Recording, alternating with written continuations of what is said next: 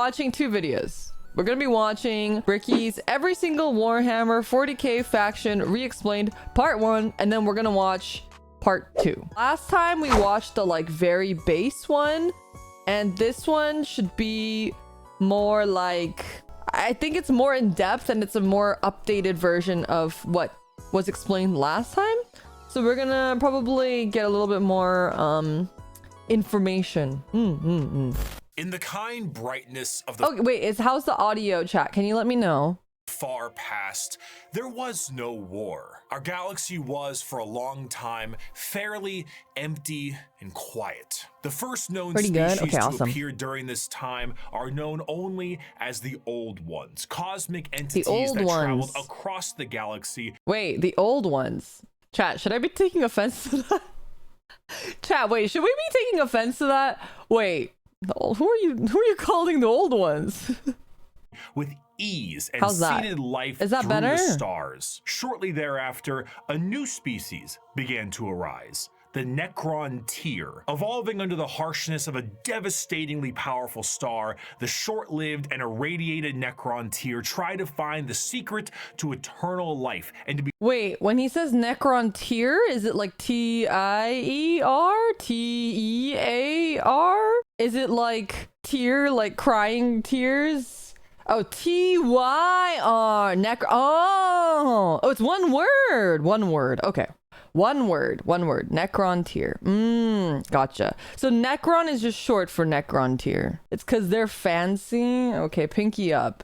Necrons, pinky up. Wine glass, pinky out. Be freed from their terrible existence. As they expand through the stars, they find the Old Ones and they plead to them to share the secrets of the universe and grant them purchase from their— Oh, Necron-Tyr is when they had flesh. Oh, okay, I see. So Necrons are after they got scammed by that other guy that was like, oh yeah, you want eternal life? I could help you get revenge on the Old Ones. Easy. And then they like turned them all into their slaves. Their short and painful existence. The Old Ones respond with a lol and a lamau, and with their immense power. That's how I respond too, with a lull and a lamau. They force them back to their homeworld. The Necron-Tyr, filled with rage and hatred, make it their duty to get revenge on the Old Ones. Wait, do we know what the Necron-Tyr looked like, or the Necrons look like with skin? No official art. Oh, they're too sexy maybe. No official design. Necro-Tyrs from before they got peeled, before they got circumcised.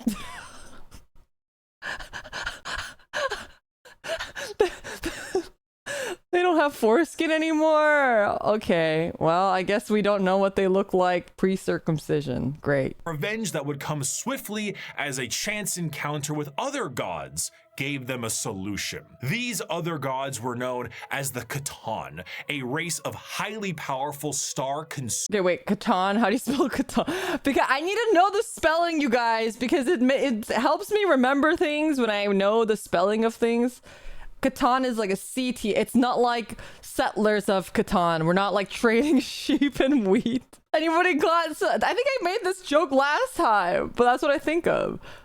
It's Cetan. All right, gotcha. Consuming entities. Do not fear, young mortals, for we, the Catan, will provide you with the immortality you seek. Come now. Won't you shake a poor sinner's hand? They literally was like, can we talk about your car? Like, what was it called? I'm here to talk to you about your extended warranty. Quoted from Mephetron, the Deceiver. The Necron-Tyr accepted the Catan's offer of immortality, but believe it or not, this turned out to be a ruse. A trick. The Catan crafted gigantic furnaces and began the process of biotransference. The Necron-Tyr willingly walked line by line into the furnace engines made by gods who devour stars and had their souls consumed instead. The short-lived, irradiated, and cancer-inflicted race of the Necron-Tyr ceased to be, and the immortal, soulless Necrons remained. Now, So it's kind of like a monkey paw curl situation, I guess, because they actually, we didn't talk about this last time, but they actually did get immortality. So actually they didn't get scammed. They were not lying. They were like, yeah, you want immortality? Here you go. And they just didn't read the fine print, I guess. Read the fine print or you'll end up like Human Centipede. backed by the immense power of the Catan, the Necrons rally against the Old Ones, and the bitter conflict in the stars at this time is known as the War in Heaven. Despite creating various races and entities to aid them in this battle, the Old Ones are overwhelmed and eradicated down to the last, due to the sheer power of the Catan fat off the souls of the Necron tier, and with an army of unthinkable robotic slaves at their behest. I really like this claw. I feel like this claw is so metal. I mean, well, it is metal, but I mean like cool metal, not like literally metal. The Old Ones apparently now have 5 skin too, because they took all these guys' 4 skins. However, the Catan are greedy, spiteful gods, and when there was no foe worth killing, they turn on each other. The Necrons then put their sights towards the Catan and lay waste to them, securing their freedom. The once subservient Necrons now control their former masters. Oh, wait, I didn't know that. Maybe I'm forgetting this. So the Necrons won. So they fought back against the Catan and they won. So now the Catan are their slaves? Is that how that works? But how do they reproduce with no foreskin? The Catan are now Pokemon. They're captives. They don't reproduce. There's just like a finite number of Necrons. Oh. Because they just don't die. They are near impossible to kill, but sometimes they die. I see. That makes sense. Worn out and weakened by these wars, the Necrons, under their leader Zarek, the Silent King, lie dormant with a This guy looks so goofy. This guy looks like a Bionicle, but like not in a good way. Like, I think Bionicles are cool, but this guy looks like a Timu Bionicle. plan to eventually wake and reclaim control over the galaxy. Over millions of years, empires rise and they fall. The species created by the Old Ones have footholds over the galaxy, but on a pale blue dot, in the thick of all this conflict, humanity begins to evolve. And for the most part, the basic path of humanity's evolution remains the same as it is now for almost 15,000 years. Right now, in the 21st century, this is canon. Today? You, right now, me? Twitch streamer Me? reacting to this video. Oh, what the fuck?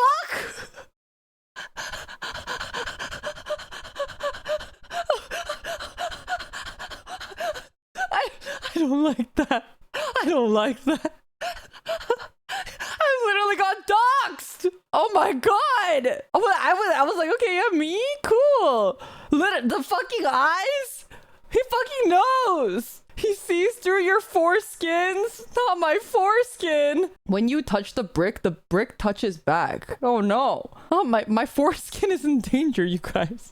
Existed at a point in the Warhammer universe. But with time, humanity's ambition and the power of their technology becomes unmatched, and the golden age of expansion begins. Humanity starts to branch out through the stars with powerful tools used for agriculture, mining, and expansion. Some branches of humanity would eventually settle far away from Earth itself, and around this time, the psychic ability of humans are greatly expanded, and what we begin to know as psychers appear. But despite the psychers. Is that just like evolution, by the way? The psycher stuff. Is it evolution, or is there like is it because like humanity has expanded into the cosmos or something?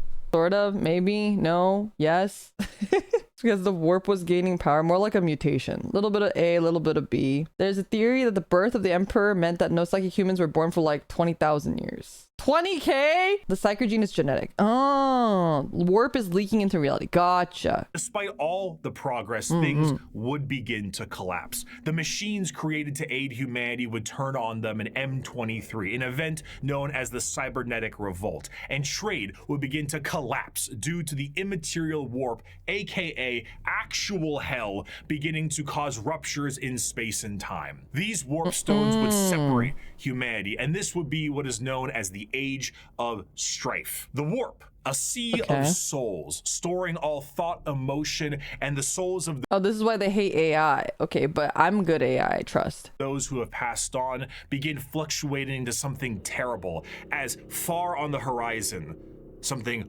horrendous was brewing. You see, the warp isn't just a random assortment of chaotic energy. It is fairly well organized, thanks to those living in the galaxy. The warp itself acts as an afterlife of sorts, and the actions of the innumerable amount of creatures who live in the galaxy have manifested a pantheon of organized entities known as the Forces of Chaos. At their helm are three major entities: Korn, Nurgle, and Zeech. However, Zeech! Our Oshi Zeech. I also liked Nurgle, but I don't like the gore aspect of Nurgle. I liked it when Nurgle was cute. I didn't like any depiction of Nurgle after that. a fourth one, Slaanesh, was about to be born. The ancient Oh wait, Slaanesh. That was the one I was thinking of. We love Slaanesh. What the fuck are... Paused on the most insane frame ever. Is this official art? What am I looking at? Honk honk. Space clowns. It's old art, retro art. The old Eldar art. That's crazy. That's crazy. It's literally Kafka. That's crazy. Eldar were one of the first species created What that cake doing though? Holy. by the old ones, and due to their extreme and unbridled excess, the birthing of Slaanesh tore a hole in the galaxy and forever split the Eldar into those of the craft world, who sought to bring their species back together, and those of the Drukhari, who wished to continue what caused the birth of Slaanesh in the first. Oh, okay. I think we didn't really go over this before in the Eldar stuff. So this is, I was wondering, because I had a friend who told me that he used to also play Warhammer, and he had a craft world Eldar army, some prince of something, and I was like, oh, I don't really know what that one is because I don't remember that in the Eldar stuff, but I see. So these are like kind of like the good Eldar, and these are the horny Eldar. Got it. First place. The birthing of this fourth chaos god settled the warp storms of the Immaterium and ended the Age of Strife, but humanity was still fractured. So one man revealed himself and spearheaded an immense attempt to reunite all the fractured pieces of humanity. That man was the Emperor of Mankind. After reclaiming the nearly destroyed Earth, Oh, this is before he became like a... Is his hair turning into a bird? Is that his hair? Maybe that's not his hair. Maybe this part is just his hair. This is the guy before he turned into a skeleton guy.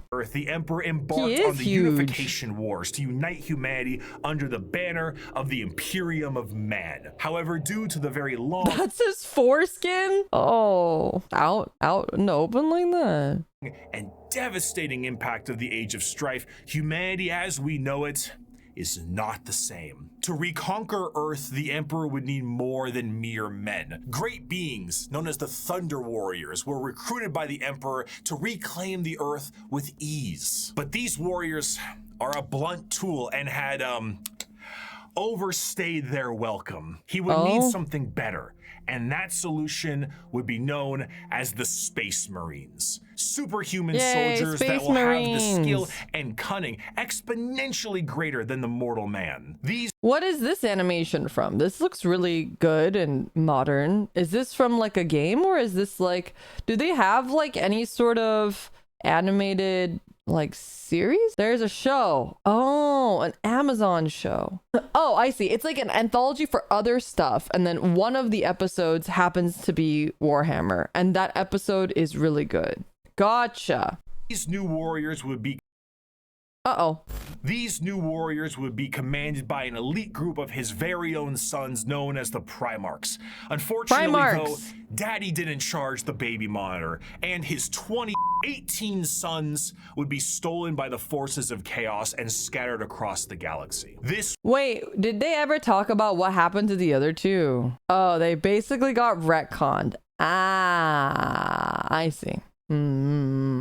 This would begin the Great Crusade, a monumental task to take back the stars in the name of humanity and reclaim the lost Primarch sons. However, he would need the fires of industry to make this happen. Looking to the distant cousins of Mars, the Emperor signed a treaty with the technologically irradiated hellscape of the Red Planet and allowed the cult of the machine god, the Mechanicum, to supply his crusade. While Space Marines were the tip of the spear, their numbers pale to the vast might of the Imperial Army and Navy. The Astra Militarum and their seemingly endless numbers make up the bulk of the fighting force for humanity, supplied by the intelligence and prowess of various agents of the Imperium, such as rogue traders and assassins. Due to the lack of connectivity between the worlds, what a society had become over thousands of years became mysterious and varied. Tools once used for harvesting and agriculture.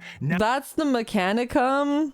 I don't like that. I liked it better when we were calling it Imperial Juice. Now are being used as machines of war in the form of Imperial Knights. Some of these fractures of humanity would even be changed further and become unrecognizable to the average human, with differences in size, skin color, appendages, cat ears, sometimes. Appendages. Okay, well, he said cat ears, which is kind of cool, I guess. I was thinking more like another appendage, but cat ears is cool too, I guess. Some would go so far to become their own galactic societies, like the miners of the Galactic Core and their immense supercomputers. Why is he so wide?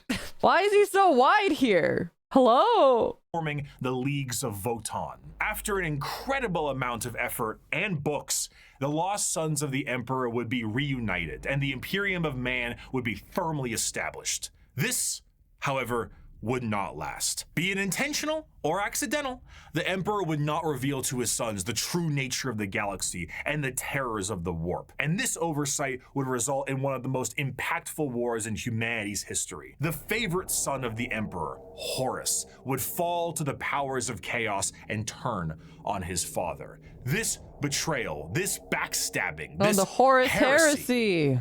This Horus heresy. Yeah. Would result in a split in the Imperium with devastating consequences. Wait, was that the Emperor or was that Horus? Half of the Emperor's loyal sons would fall to chaos and become the Chaos Space Marines, along with the forces of the Dark Mechanicum and the Chaos Knights. The conflict would result in the absolute— This guy looks crazy. His head is really large for his body. This is the old art. That's Horus. Oh, he looks bricked up. Obliteration of Horus and the physical death of the Emperor himself. The near dead body of the Emperor will be placed on— Oh no, internet. The near dead body of the Emperor. I don't know why it keeps doing that, but on the golden throne to serve as a beacon of humanity and allow for the continued ability to Wait, is this a tiny guy? It's like a dancing skeleton guy. He's just like dancing on his lap, giving him a little lap dance. Is that what's happening here? Is he just like really, really big? Emperor's little buddy, spooky, scary skeletons. Travel the stars, protected by his most loyal, the Adeptus Custodes. The Imperium would be vulnerable during this age of rebirth, and Terra would find itself under siege by one of the most formidable species in the galaxy, the Orcs. As time went on and memories of the Emperor's vision began to fade, the Emperor would become less of a head of state and more of a religious figure. And the Imperium would change to reflect this. The leadership on a planet would be at the behest of the High Lords of Terra, and their actions would be courtesy of the incomparable power and banned on Twitch? Of the Inquisition. The zealots of the Imperium would intensify and create a brand new era known as the Age of Apostasy. And this ecclesiarchal command of the Imperium would end up with one of the strongest fighting forces of Terra, the Adeptus Sororitas. Over time, Okay, wait. So we have the Adeptus Mechanicus and then we have the Adeptus Sororitas. Are they related or they just happen to have a very similar name? No, they're not related. Okay, they just happen to both be their opposition. Okay, they just both are Adeptuses. This age would come to pass, and we would approach the 40th millennium of Warhammer 40,000.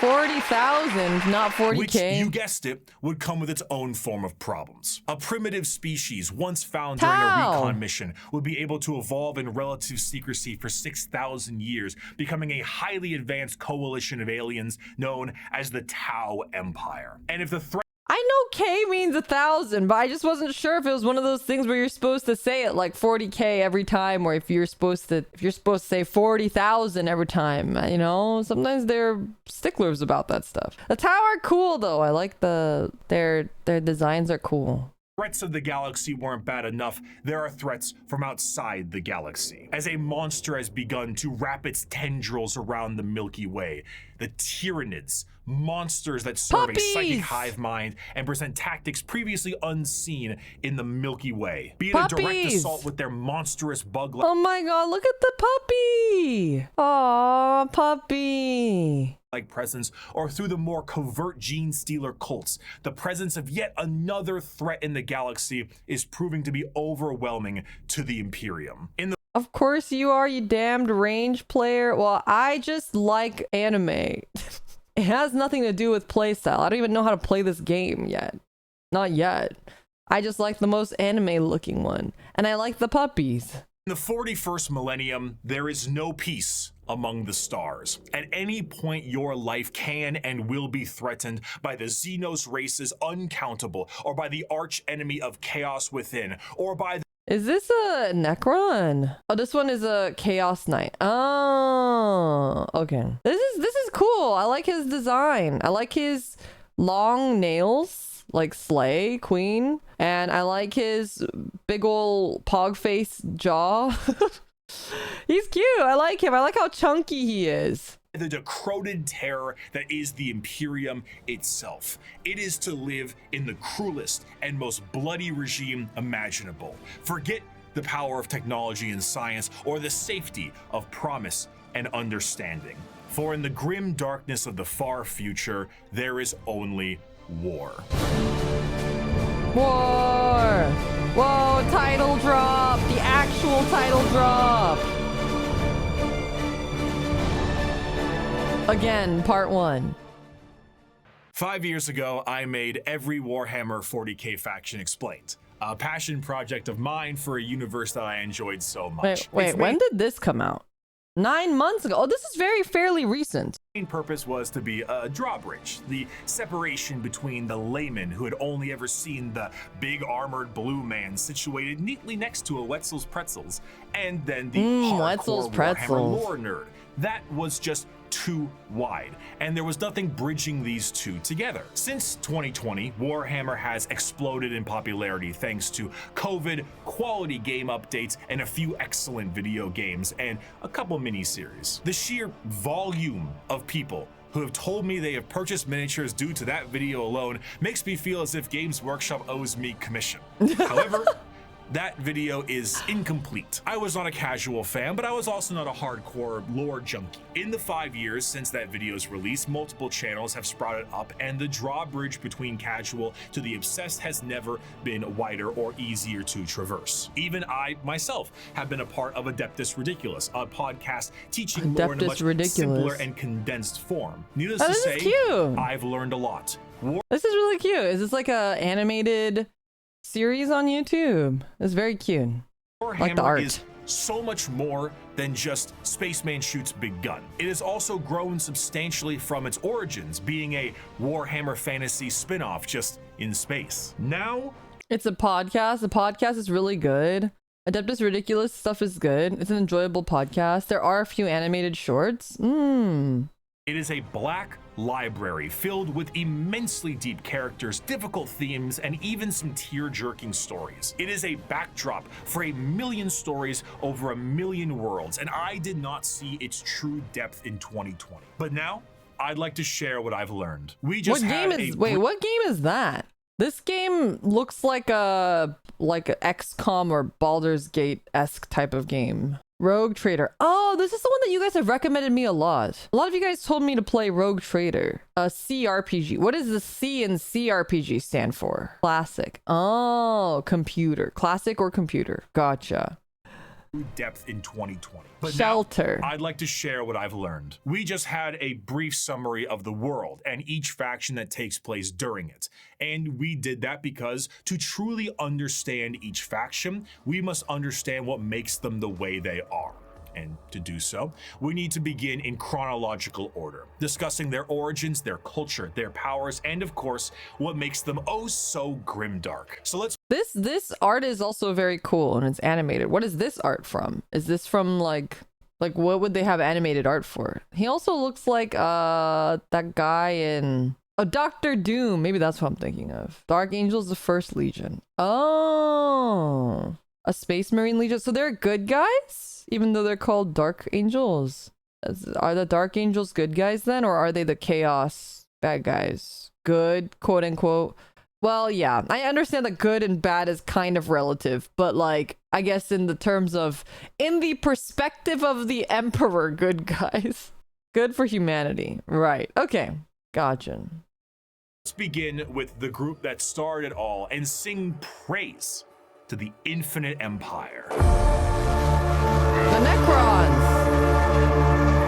As mentioned before, the Necron tier were the original form of the Necrons, an alien race far away from us that lived short, painful lives due to the irradiation of their star. Normally, this would manifest as like a sort of cancer, a space cancer of sorts. The Necrons are very much inspired by the ancient Egyptian aesthetic, but unlike the windswept dunes commonly associated with it, the irradiated hellscape the Necron tier endured was far from picturesque. This also translates into their hierarchy. They are a race of nobles and peasants. Most of the peasants would often live for their very short amount of time, only a couple of decades, while the nobles tended to have better care and would live a little bit longer. But wait, is he talking about Necron tiers? Right? Because Necrons are immortal? Still far less than the average lifespan of a human, even today in the 21st century. The leader of the Necrons was Zarek, the Silent King. He was the one who took the deal with the Catan, the ugly one, Deceiver. the Bionicle Of course, Man. He wasn't aware of the fact that they were known as the Deceiver at the time, but the whole species was blinded by hate after being debased by the Old Ones on their quest to cure their illness. The sheer pain that underwent the Necron race can't be understated, as their fear was manic. The Catan are, of course, gods that eat stars, and when the leader of your species tells you to march... It's happening again. No! No!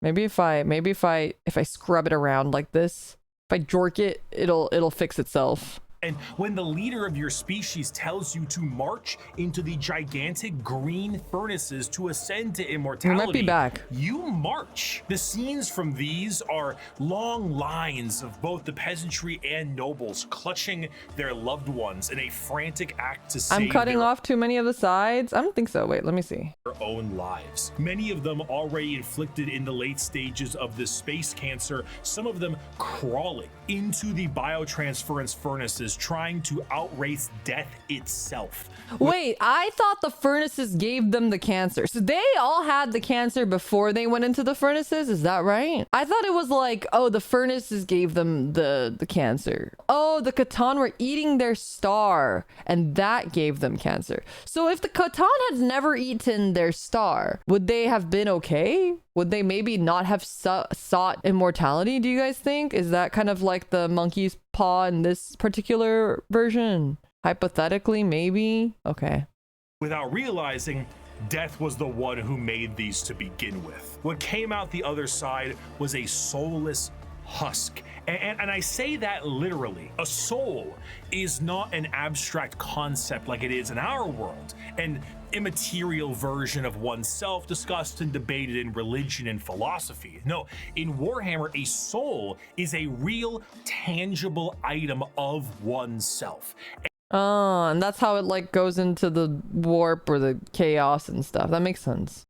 And the Catan basically were just like to every single person The who went in Minecraft their eating furnaces. noise. If you were a peasant, you came out a Necron warrior, and you as an individual have ceased to be. You have no mind. Oh no. Oh no. Gonna scrub it. We're gonna jork it. Jork the video. You know what, chat? We're back in the 2000s, just like we wanted, right? Isn't this what we wished for? Abstract concept like it is oneself. And the Catan basically were just like to every single person who went in their furnaces. If you were a peasant, you came out a Necron warrior, and you as an individual have ceased to be. You have no mind, you have no soul, and your body, as you know it, is made of an extremely advanced mass of re-knitting living metal known it's working now after I refreshed it. as necrodermis. You cannot think for yourself, for you do not have a brain to think with. All You don't have a do brain? now is await protocols from your overlords, Wait, that's just like me. I don't have a brain either. which are the nobles who came out of the furnaces with their minds intact. Not their souls, mind you, but their minds are very much intact. These nobles now have command protocols, and they are able to command all of their peasantry and do Wait, so like the peasants got fucked and all the nobles are just like, yeah, I guess I don't have a soul, but their minds are still there and they're still generally operating like normal. That's rough. That's rough. do with them whatever they wish. Zarek, the Silent King, is the the most Bionicle Man. advanced of all the Necrons, a perfect metallic version of himself with incredible power and intelligence. His strength allowed him to lead the undead and the unthinking armies of the Necrons to battle against the Catan when they were at their weakest due to their incessant infighting, and then win back their freedom. But gods cannot die. So in reality, what occurred is the Catan were shattered into thousands of pieces, and each shard of their god was trapped in a stasis vault. And Wait, okay, so I think I need to rewatch that again. I think I didn't internalize that very well. metallic version of himself Catan with guard part. incredible power and intelligence. His strength allowed him to lead the undead and the unthinking armies of the Necrons to battle against the Catan when they were at their weakest due to their incessant infighting, and then win back their freedom. But gods cannot die. Oh, So right, in because all the reality, Catans what are gods. occurred Okay, is the right. Catan were shattered into thousands of pieces, and each shard of their god was trapped in a stasis vault and mind controlled. Mind break? Wait, I like mind break. Chat, I like mind break. Wait, what about mind break? I'm paying attention. Oh, they mind broke the Catans and they're controlling them now. Oh my god. I'm into that. To do the bidding of the Necrons they once enslaved. The biggest challenge they face now are actually the upstarts of the galaxy. The Eldar and the Orcs were quite prominent, and as you can imagine, a galactic war really takes its toll on the joints, or I guess the servos. It was in their best interest to wait out the galactic rise of the other races and come back at a more opportune time. So Do they have a happy ending? Every mind break ends with happy ending, chat. That's like the quintessential conclusion of mind break. So Catan also maybe happy ending for them as well, you know, who knows?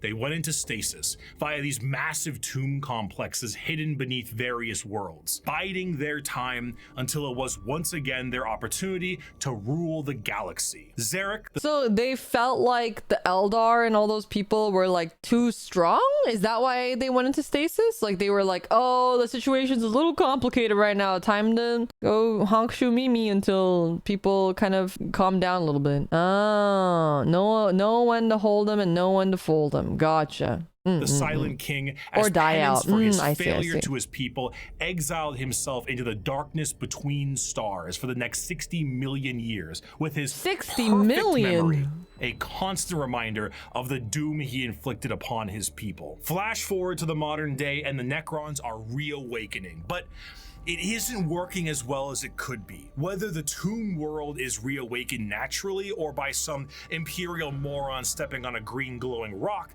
the Necrons have come back to reclaim a galaxy they consider rightly theirs. But 60 million years of hypersleep have taken their toll. Many Necron dynasties awake with systems unrestored and huge swaths of their population's minds completely lost. Necron nobles wake with various mental faculties compromised, sometimes exhibiting traits similar to excessive paranoia, schizophrenia, or even dementia. One notable Necron, Nemesaur Zandrek, believes that he is still back on his home planet fighting off separatists and interlopers. See, Oberyn, the separatists come, attempting to outflank me as they did at the 4th Battle of Vindach. How they calculate that daubing themselves green and roaring like savages will produce a different outcome, I cannot fathom. But it is of no account. Ready, my legions. Another glorious victory shall soon be ours. Wait, so all of them just have dementia? Other individuals, such as the esteemed Imhotep the Stormlord, seek to usurp the newly returned Silent King for rightful ruler over the Necron race, believing just him and you. Hey. his time has come to an end, while scientists and archaeologists like Trazen the Infinite and Orikin the Diviner spend thousands of years bickering over artifacts and petty squabbles.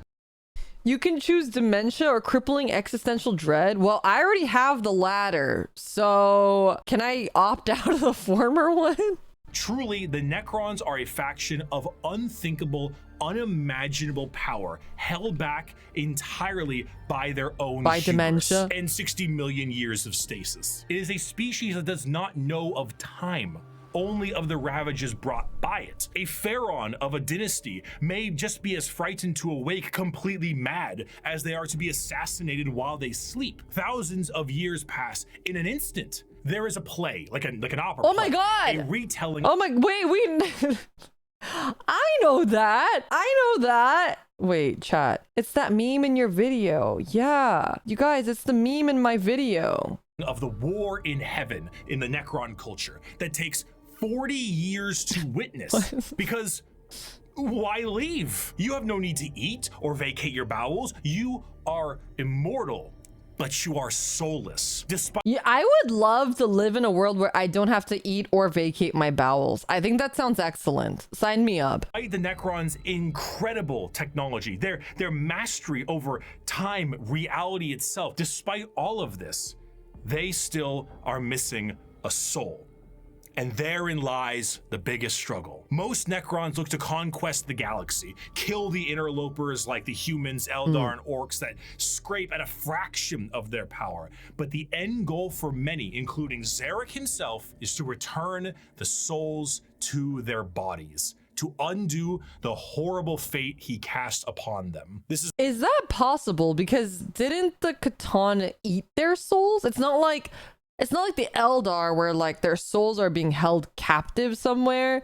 Didn't they like actually like consume them like nom nom? This is not the interest of all. Many simply wish to rule their dynasty with an iron fist and kill all they consider unworthy. But to many others, it is to undo the decision that doomed them all. Before they can do that, there is a pest that needs exterminating. That is the fundamental understanding of the Necrons. They are so hyper advanced that their science borders on magic. They play with the fundamental aspects of reality and time. Their mastery of the physical galaxy is the strongest in the universe. Their weapons reduce people to the barest molecules, and they have devices capable of causing stars to supernova. They are unfathomably difficult to kill, as if you do fell one of their number, the living metal reknits itself and the reanimation protocols allow it to come back alive once again. Cool. They're masters of teleportation, and often killing a Necron fully will just have its consciousness translocated back to their tomb world to await reassembly. Normally they utilize large phalanxes of warriors and honorary combats, but some of them have fallen to various mind viruses. The destroyer cults. Not mind viruses. I don't like that. That sounds especially threatening to someone who is of robotic nature like me. Are hell-bent on killing anything and everyone that lives with an overwhelming force. And then there's the flayed ones, Necrons cursed with "I have no mouth and I must scream," a panic attack virus, as the last laugh of Landogo, the Flayer Catan. Slowly losing their minds, they strip apart their foes and adorn their bodies with the skin of their enemies, trying to better return to their old feelings of flesh and blood. The Necrons are a I don't like that. I don't like that. So that's like if you have a particular strain of Necron schizophrenia, you start like wearing the skin of your enemies. Degraded version of their mighty empire, and still one of the biggest threats in the galaxy. The only thing keeping them at bay currently is their awakening sickness and their infighting with no care to the timeline. But they are coming. Is the infighting also caused by schizophrenia, or is it like a political thing? I'm assuming not, because most of them don't have thought, I guess. Oh, pride, a little bit of both.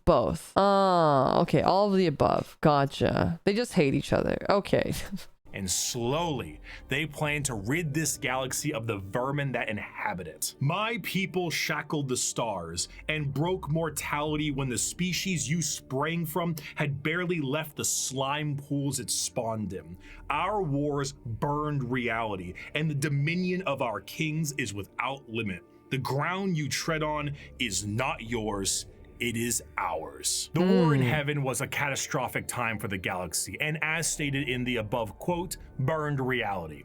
Of course, souls exist in Warhammer, and in the case of the Necron tier, they were consumed by the star gods. This begs the question, however, if you were to pass on, expire, as one might put it, where would your soul go? The answer to this is the warp. In Warhammer, a soul is real. And so is hell, the afterlife, the Empyrean, the Sea of Souls, the Immaterium. All of these names refer to the dimension parallel to our own, known as the warp. Now, the warp is not like our reality. It does not follow the classic normalcy of time and space. It is defined as the Sea of Souls, and it acts like this in a more literal way than you can realize. To imagine the warp is to imagine the sea itself. Hell is real, and you can surf on it. It has a current and can become more dangerous depending on where you go and how bad the weather is. As the Immaterium is a reflection of our reality and of our souls, all thoughts, all emotions, all feeling that goes with a soul is passed on into the warp. If an entire planet decides it's going to engage in a blood-fueled rampage of murder and gore, then the warp around that planet will be affected in a similar manner. It's not something that you can see. It is a parallel, not perpendicular dimension, but it is changing. To expose oneself to the warp for any period of time invites certain death outside of the most iron-willed of individuals, and to stare into it will drive one mad. Much like the open seas, things dwell in the warp. Whether these beings were always there and were just emboldened by the carnage of the galaxy, we can only speculate at. At a time, you could say it was more calm, but a certain faction's galactic war in heaven didn't do it any favors. Now the warp is turbulent, and it's let me know if I'm grasping this correctly. If you die and say you were like actually a good person, or if you were a bad person, it doesn't matter. All souls go to the warp, right? But like if you were around a lot of people who were bad, the warp that you go to might just be a little shittier, more or less. Okay. If you have a strong faith in something, your soul might go to said something instead of just somewhere in the warp though. I see. Realms belong to a pantheon of gods known simply as The forces of chaos are beings that serve directly under their patron deity. There are 4 current gods of chaos at the moment: Khorne, Tzeentch, Nurgle, and Slaanesh. Each of them represent various facets of and emotions of sentient species and play a great game against one another for total control over their realms. Honestly, I like the Chaos God. I think they might be like my favorite part of Warhammer. I like the Chaos Gods a lot.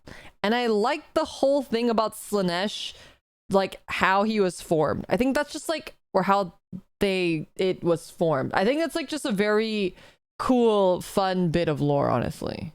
Interestingly enough, while their disciples have physical forms we can understand, the Chaos Gods do not have a physical visual that you can perceive in reality. So while there are tons of fantastic fan art, we do not know what they truly look like, though they are conveniently color-coded. Khorne Oh, wait. So none of the images of those gods were from Games Workshop? There are no official artworks of them. It's all fan art. Nope. Oh, all fan art. Oh. is the god of blood and murder, carnage and slaughter. He is the one who is most powered by the wholesale killing of any living thing. For Khorne cares not from where the blood flows. With a sacred number of 8, he is the lord of all things involving killing and blood and gore. The champions are extremely strong as well, with monumental muscles and extremely large weapons. A true Boring. analog to Khorne would be his greater demon, the Bloodthirster, an enormous muscle-bound flying devil with an axe so large it splits tanks in a This guy's cool though. I like this guy. single swing. They move into battle with He's armor cute. of brass He's a puppy. adorned by the skulls of their foes and pools of freshly spilt blood. This That guy's just a puppy though.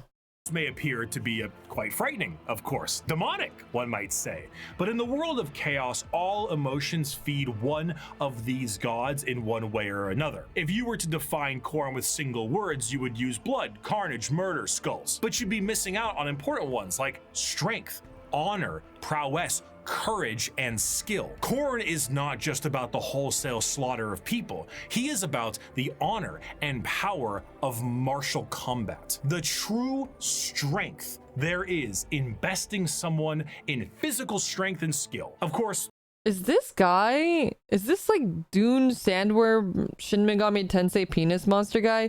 Is his eyes just another row of teeth? a murderer would be someone who would feed Khorne, but a soldier could feed Khorne. A martial artist It's funny to say feed corn. or professional fighter could feed Khorne. A warrior, good or bad, feeds Khorne. A diplomat does not. A premier soldier does. A GoFundMe does not. A This is what leads GoFundMe many does mortals not, down the path no. of Khorne. For he will bless those that bring him enough skulls. And in a world this destructive, there are many ways to reap a high tally for him. Prepare the dread claws and unchain the mad ones. Glorious battle awaits us today, for the world below has refused to surrender.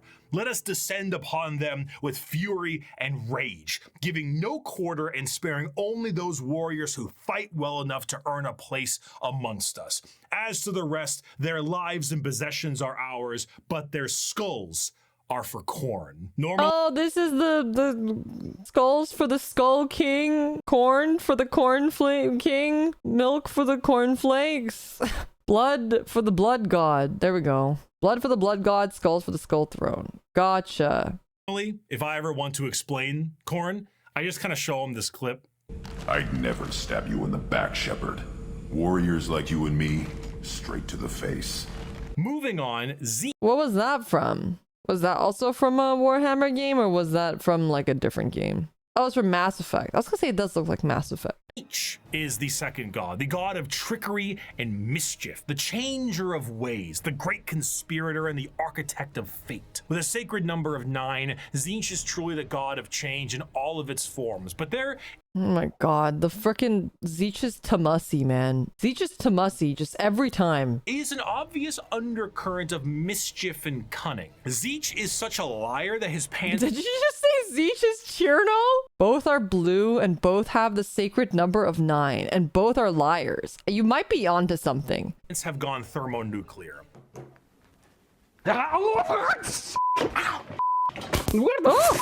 His favorite pastime is asking questions that have no answers while simultaneously making up answers on the spot to a question he didn't ask. Have you ever had a dream that you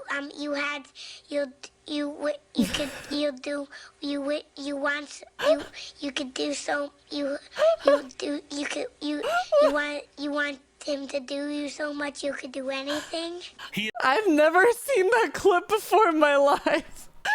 That's literally me in every stream trying to talk about anything. He is Back such to the a show. conniving little bastard that every emotion of lying, of scheming, of trickery is a direct way to help feed him. An unfaithful partner, a politician, a spy. All these people feed Tzeentch in one way or another, and it doesn't matter if the intentions are good. Acceptance does not feed Tzeentch. Change does. Tzeentch doesn't care about your Wait, I like the little noise on his head. He's got little noise from like Rants, little Noi guys. He's got them on his head. They're so cute. Look at them little eyes. facts. He only wants opinions. Because he represents change, he also represents Oh my god. hope, though. What the hell? Schemes are not always bad, and even the hope to make a better tomorrow is the change he seeks. Because he is the This is architect not of a fate and the puppy. mastery of sorcery, his presence is purely unknowable. Every depiction of a Tzeentchian demon contains more eyes than are necessary and more mouths than I know what to do with. It is a biblically accurate angel if the angel gaslit you into thinking birds are government drones. True, they are though. But are they? The creatures are, at his though. disposal adorn themselves with the knowledge of sorceries and the unknown, all to provide a mind-crushing experience. Fighting demons from outside of our reality is difficult enough, but fighting demons from unreality, purposely attempting to trick you, is a whole new thing entirely. And that is before we even get started on the gigantic bird of sorcery you're going to need to face. That guy's really cool. I like him. I wish he had clothes though. I don't like that he's like naked. Do not ask which creature screams in the night. Do not question who waits for you in the shadow. It is my cry that wakes you in the night, and my body that crouches in the shadow.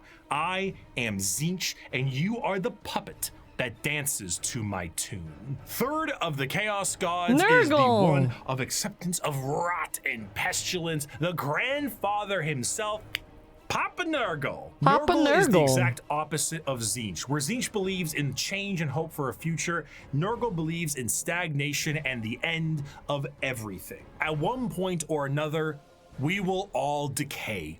We will all I don't like this rot, one. and we will all end. Wait, bring me back the cute Nurgle. I don't like these Nurgles. This one's so gross. I don't like that And with one. a sacred number of 7, every single thing, pestilence, boil, and everything in between, comes under the great shadow and girth of Nurgle himself. patron saint For of Nurgle, VTubers. the plight of mortals is his Does he have titties? Is this Nurgle with titties? beer and wine. And no matter how solid life might be, everything will decay in the end. In the creation of life, there must be an end to that life. And nobody has more creations to end lives than Grandfather Nurgle himself. Every boil, every blemish, every pus-filled wound and disease, I don't like every that. rot, I don't like and that. every plague is kept and concocted by Nurgle. This humorously keeps Nurgle as a jovial god. He is full of fuck is life this? and laughter. Why are his boobies?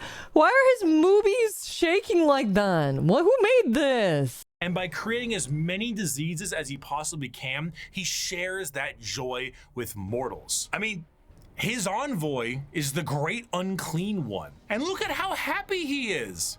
Oh, this is the great unclean one. This isn't Nurgle. I don't like how unclean he is. And there's a lot of him to love. A fear of death in general is feeding Ew. Nurgle. All Gross. disease makes him stronger, but to pray for salvation for a wounded loved one is to feed Nurgle. The timeless and inevitable fear that one day you will rot and decay is what gives him strength. The Peloton won't feed Nurgle. Licking the doorknob on a Peloton. public bathroom certainly does. What the fuck? Who does that? Do people do that? They lick door handles in public bath. Why would you do that? That sounds really terrible. No. However, should you embrace your grandfather's gifts, you may find an end to your pain.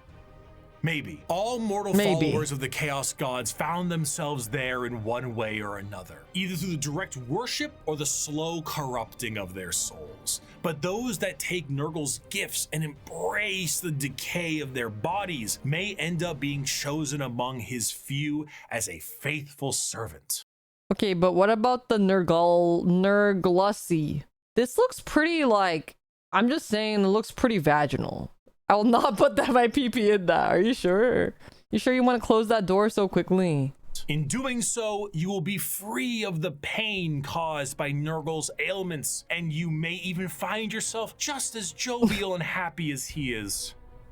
Maybe. His enemies shall wither and die. His allies shall wither and die. The universe and all within it shall wither and die. And when the great corruption has settled over the land and permeated the very foundations of reality itself, then shall the Lord of all rise from the rot and ruin, spread his arms wide to reclaim all of his dutiful children. Those were the three major chaos gods for a very long time, emboldened by war and death on a galactic scale, ever present, but now fat on the suffering of a galaxy. Oh, my favorite part is happening. Was able to elude the pull of chaos, an advanced race of psychically attuned aliens whose Wait, if you become an Eldar, can you do this? Maybe we should all be Eldar. Over the physical world was so strong that chaos could not glean from them the morsels of power they once had, or so they couldn't,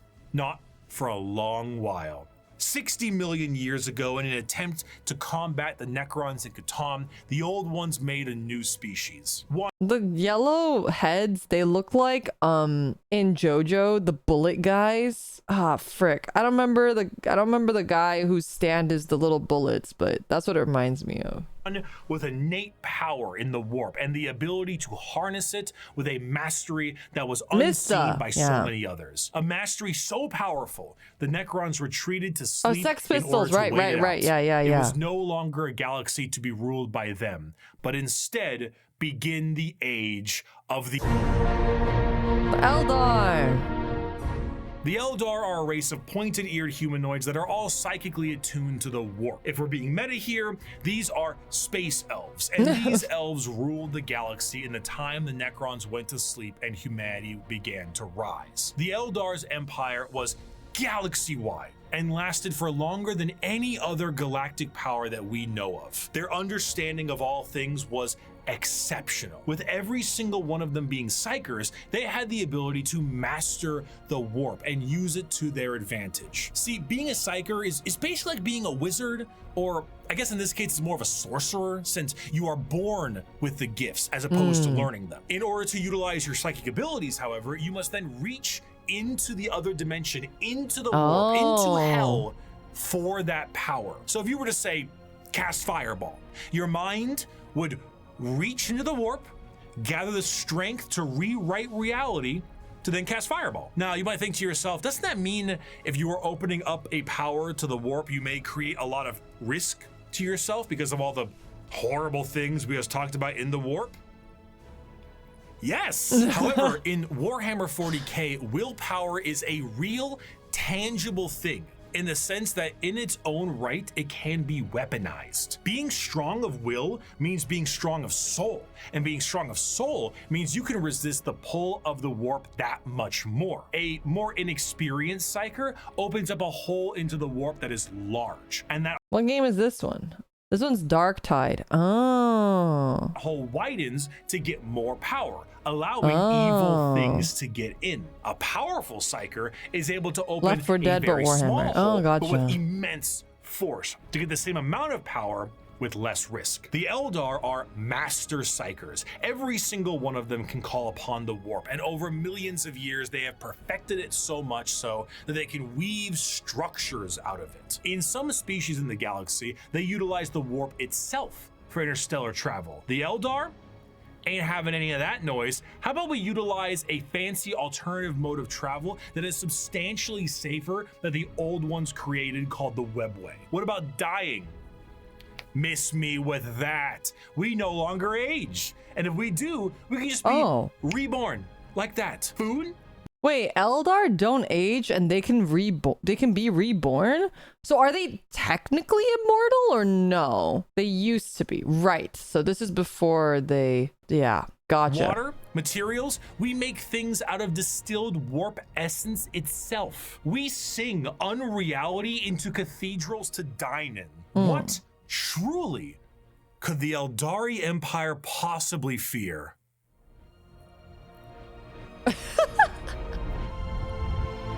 But I need someone to make this kind of edit for me.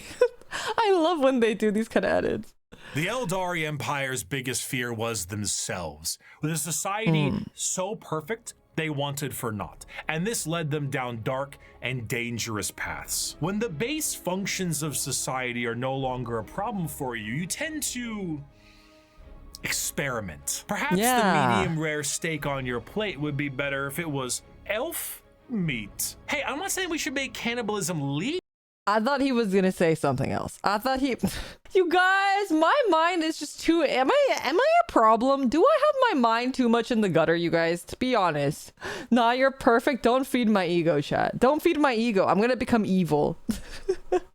Ego, but like, what's the issue with a little taste? Violent sports is one thing, but how come we don't do sports to the death? I mean, I'm just saying, like, if both participants are willing and clear about it, like, what really is the problem there, you know? Right, like consent. Right, we stand consent. So as long as there's consent, like who are we to tell them no? You know, I stand with that. I stand with that. Art is in the eye of the viewer, and what is considered art is completely up to the concept of one's own interest. A canvas adorned with the blood of a man wronged is truly the visual poetry that our society needs. Hedonism. With a slow and consistent hedonism, the Eldar slid backwards into debauchery of the sort I cannot discuss on this YouTube video. Murder on stage, delicacies and drugs distilled from What is this edit? one another, the trade of slaves and concubines, and much worse. The Eldar physiology has their emotions heightened, and they can feel more than a human does. So while Ooh, it's like baked in aphrodisiac. can provide lows of pure despair, it can also provide greater highs than you have ever known. And swinging between the two of them was the Eldar game. The Warp took notice of this heavily, and it began to react. On a galactic scale, the debauchery and the hedonism of the Eldar race caused levels of warp storm so pronounced and so volatile that it cut off interstellar travel for all those who used it. Communications between planets was removed, and a nightmarish era of old night began. This continued for thousands of years, hundreds of thousands of years. The Eldar, all but removed from the problems being caused as they entered heights of more and more ecstasy. They needed more and more and more. Nothing was ever enough. More murder, more torture. It's art, it's delicacies, it's life. This silence offends Slaanesh. Wait. Wait, who? That other chaos guy that conveniently Slaanesh, didn't mention. the prince of pleasure, she who thirsts, the god of unspeakable excess, is our... Wait, is her boob smoking?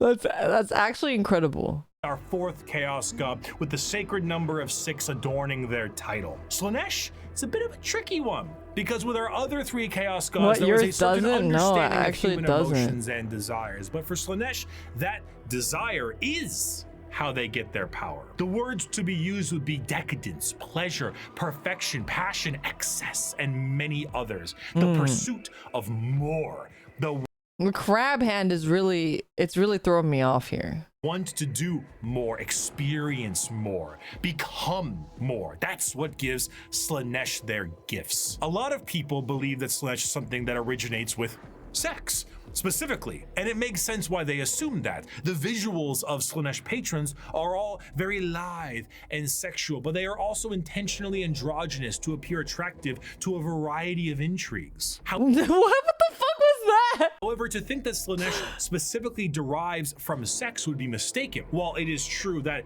a lot The myth of consensual sex. I consent. Do tricks on it. Do tricks on. That's crazy. of humanity's actions can relate to getting laid, and Slaanesh is the dark prince of desire, it's more on the lines of feeling an excess of an emotion. It is excessive touch and scent and desire, and a lot of that has to do with sex. That's why it looks like sex, but it's more than just that. A patron of the arts. Not the pop figures in the why is there so many? This truly is excess. This is actually, you're right. You're right. This is excess. Feeds Slaanesh, one that aspires to become The the Funko Pops are Slaanesh scheme. That's even too far for Slaanesh. Oh no. perfect chef or master of their craft, and the sheer pursuit of that alone will feed Slaanesh. Whiplash is Slaanesh's absolute favorite film. Videos where people beat Elden Ring on a dance pad feed Slaanesh. There are no two words in the English language more harmful than good job. What? But is there a line? No, man, no. This also moves into the concept of feeling. Sensation is a majorly Slaanesh-coded thing. It might start off feeling good, but then you get to play around a little bit, you know? You play with a little bit of pain. Light pain might not be enough, so you might want more. Or inflicting the pain could be your jam. Music can increase to volumes that may hurt your ears, and even then that might not be enough. What is this? Ouch my ears, ouch my ears, ouch my ears. You must have more. Many of the disciples of Slaanesh carry a demonic form in their lithe grace. The Keeper of Secrets is his chosen envoy, and their movements are a blur of dance and pain with an aura all the more fatal. They dance and sing, but there's always a form of malice behind every action they take. An alluring gaze that will pull you in right before the demonic entity can crush you in that grip. Slaanesh's palace has 6 layers surrounding it, and one of them is the excess of gluttony, where the participant finds themselves in a beautiful banquet full of the most delicious foods imaginable. Tables of delicacies and rivers of wine tempt the user to such a degree that they cannot stop stuffing Tags. What does it say? I can't read that, chat. their face, unaware that the things they are eating are very vaguely familiar meat. If one does not see themselves drowning in the river of wine, they may soon fill their bodies up so much that they cease to function and fall over, becoming part of the banquet themselves.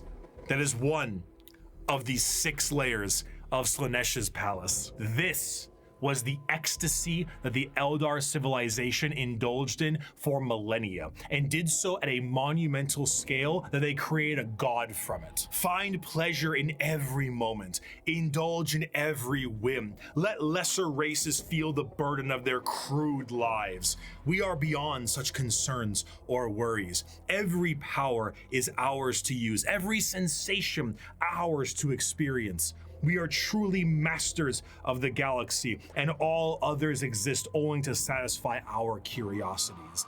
We have earned our position of power. Let us forever taste the fruits of such achievement. Time itself is ours to command. We are eternal. So what?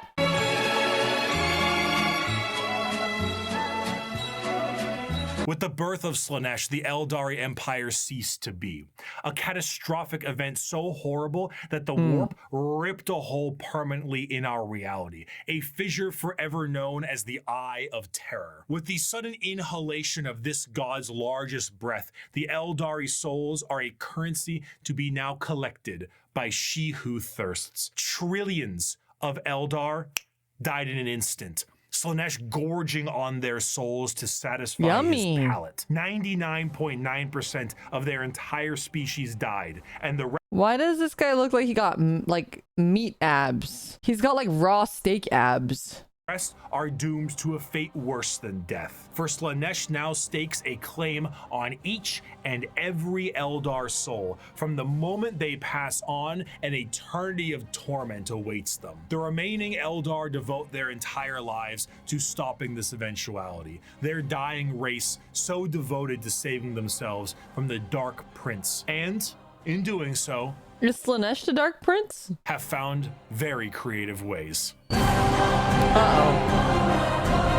In the modern world of Warhammer, the craft world Eldar are the main force of Eldar in the galaxy and represent the elf style that many think of when you think elves in space. Fantasy elves in space, not those elves we'll get to them. A craft world is a monumentally large starship, the size of a continent, that acts as a form of flotilla. During the highest reaches of hedonism, many Eldar saw the demonic writing like on the Chaos wall and Zero began to Nightmare. try and seek asylum from their own debauchery. Those Eldar left on monumental craft worlds into the far reaches of the galaxy and saved themselves from Slaaneish's awakening. The main thing the craft world Eldar seek is to temper their minds and bodies in a way that will never allow them to slide back into their old ways. The representation they carry is that of a more feudal Japanese motif. Eldar follow paths as they age, the path of the warrior, the seer, the poet, the diplomat, the bone singer,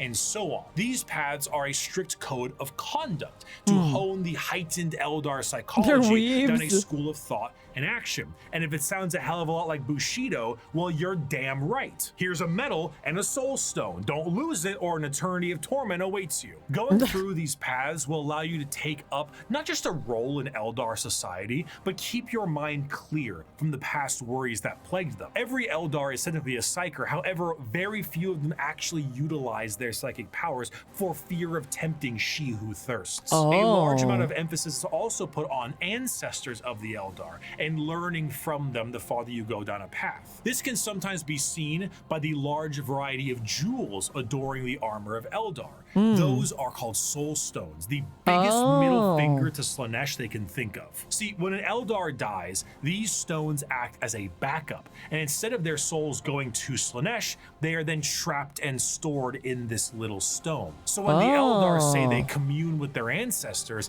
they mean so very literally, as the spirit and soul of generations before Are they pondering the orb? them are stored here. Often larger structures may contain vast amounts of soul stones, such as the infinity circuit in the craft world itself, allowing the souls of the dead to help power their enormous starship. The young do not desire the discipline of the path, but rather their curiosity drives them to try every fruit from the tree. Thus, it is that so many take the path of wandering or the path of damnation in their first years of adulthood. And so, the great tragedy of our kind is played out again and again as the number of our people shrink from generation to generation. These Eldar paths, when completed, Pokeballs. allow an Eldar to move to the next one, then the next one. However, since this is the grim darkness of the world, many of these paths rely on combat. The Eldar actually had gods at one point. Cain, Vol, Isha, Azaryan, and What is the jar? Why is there a suspicious jar there? so on. These gods are aspects of the Eldar pantheon, and while many were killed in Slaaneish's creation, their teachings live on. For some, the strongest devotion to the Eldar gods is to join the Aspect Warriors and embody the wrath of Cain, their god of war. While guardians of the Eldar craft worlds are more akin to a trained militia, the Aspect Warriors embody a particular variant of the path. Each are led by a Phoenix Lord, a name passed down from generations and embodying the souls of prior Phoenix Lords with each new one.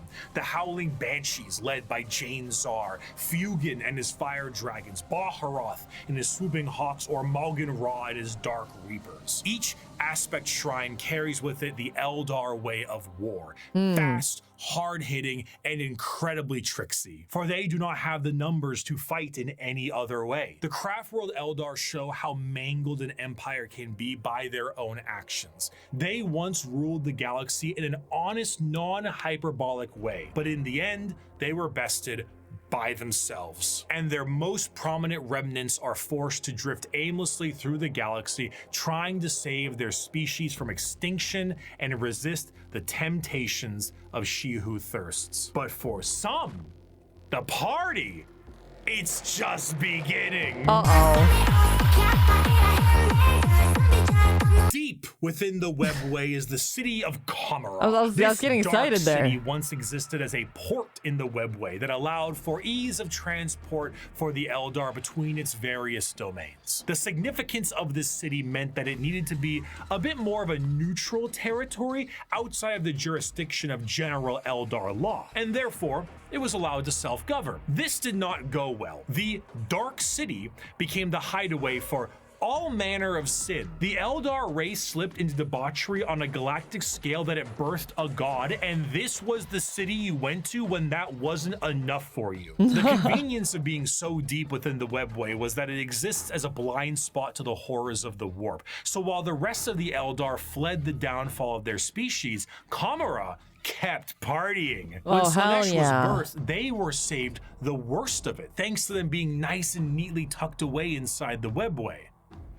But only somewhat. The Dark Prince did not have a grip around their soul, but the tiniest pinky finger, and they were still pulling. But due to their excess hedonism, they found a solution to this problem. If they tormented others, they could temporarily rejuvenate their souls and continue to cheat their inevitable death by placating the Prince of Pleasure. And if they kept this up on the regular, they could effectively become immortal. Thus, if they kill other people, they can kind of elongate their lives with other people's souls? Am I understanding that correctly? Or as long as they were anchored to their physical body, they're immediately absorbed. Oh. The Drukhari were born. Unlike the more stoic elves you see in works of fiction, the Drukhari themselves exist as a sort of analog of the more grim and fiendish elves you find in Norse and European mythology. The Drukhari are soul vampires, but the more basic means to feed are hardly enough to keep them going. This desire to feed is known as the thirst, and to quench it effectively, they have mastered the art of biotechnology and dark sciences to really juice themselves up on the crispy soul sprite from the vending machine called the Galaxy. The majority of Drukhari act as pirates and raiders and slavers. They go into our physical reality and drag people back to Kamara to commit atrocities that go beyond any imaginative torture a human can think of. The Drukhari are organized in various groups throughout the Dark City to accomplish this in a more organized and extremely brutal way. The Cabals act as the main warriors of the city, led by their archons. Witches and succubi act as entertainment for Kamara in gladiatorial arenas, and the flesh-crafting homunculus keep the Drukhari alive and discover. Ew, I don't like that. He's got like nipple piercings, but they're like not on his nipples. They're like on his breasts, and it's got like flaps of flesh hanging from them. Ever increasingly more painful ways to torment their ever increasingly large supply of slaves they are brought. The Dark Eldar see the other inhabitants of the galaxy as little more than cattle, livestock that can be brought to bay or slaughtered at any time. Their fodder, however, is not meat and muscle, but the anguish and despair of the weak. The Dark Eldar do indeed drink blood, but also tears, and most sustaining of all, the raw essence of pain they wring out of their captives. The truth. They're not the fun kind of succubi. What? There's an unfun kind of succubi. What's the unfun kind of succubi?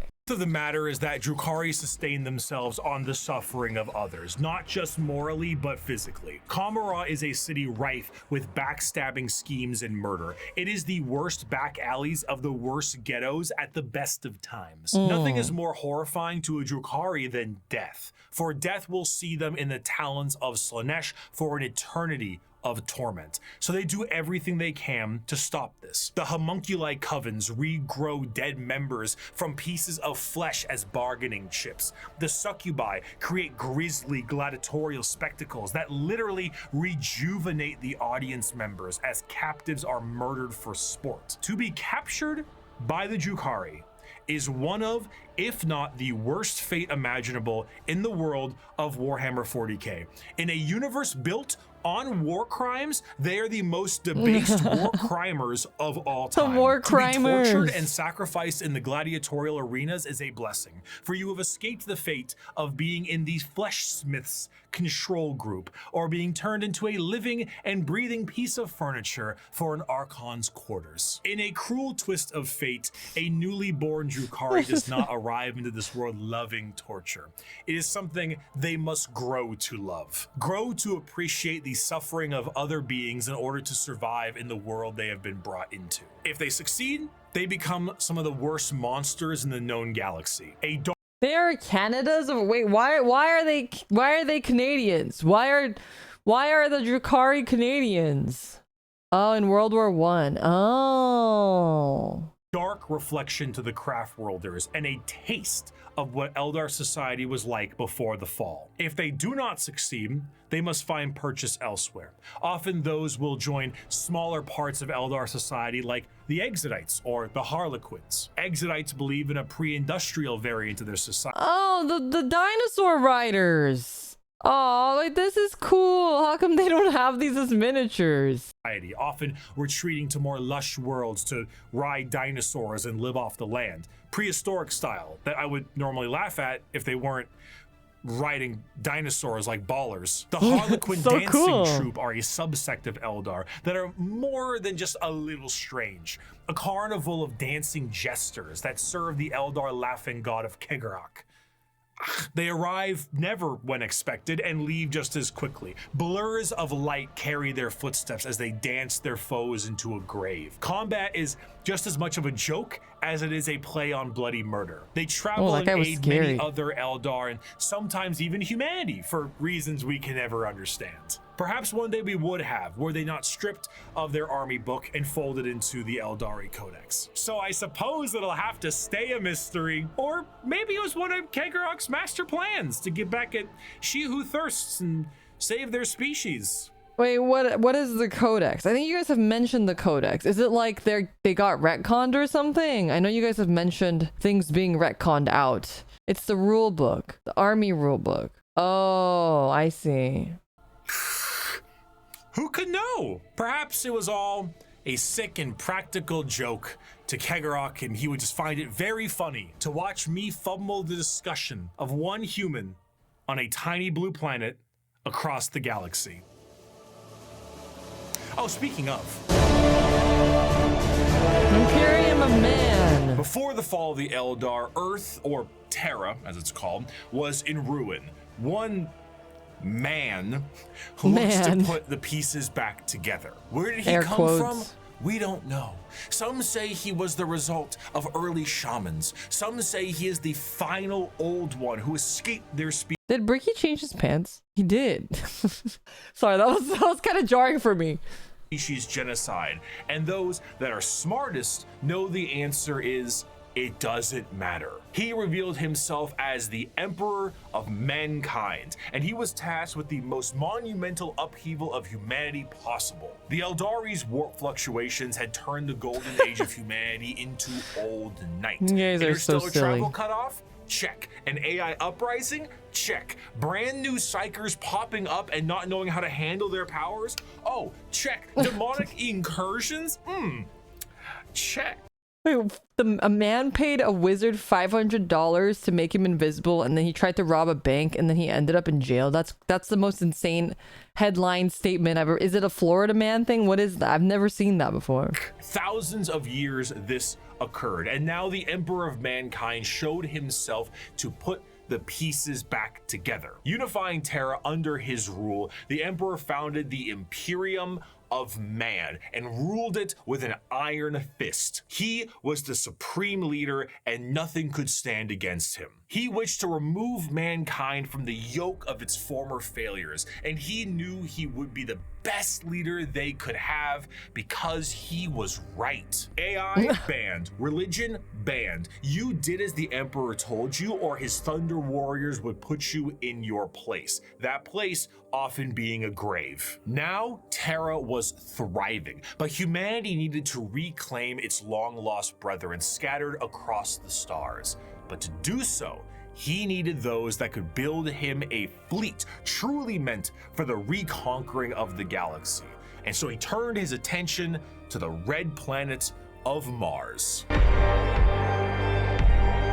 The Omniscient. Mars and Terra were close allies long before the Unification Wars. Mars was the first world terraformed by humanity and became what would Toaster ultimately frickers. be the first hive world, an epicenter for industry and technology. The Age of Strife did not treat the Red Planet kindly, however. Mars was cut off from Terra during this time, and the warp storms that ravaged the planet turned it into an absolute nuclear hellscape. Those who were on the surface were turned into your run-of-the-mill mutant if they even survived the bombings they inflicted on themselves, but others were lucky enough to escape beneath the red sands in powerful fallout shelters. These became their generational habitats, but this resulted in extreme reliance on technology and those who could use it. They began to view the technology keeping them alive less as a technological advancement and more of a divine intervention, with those skilled in it as priests. The Martians began to worship the power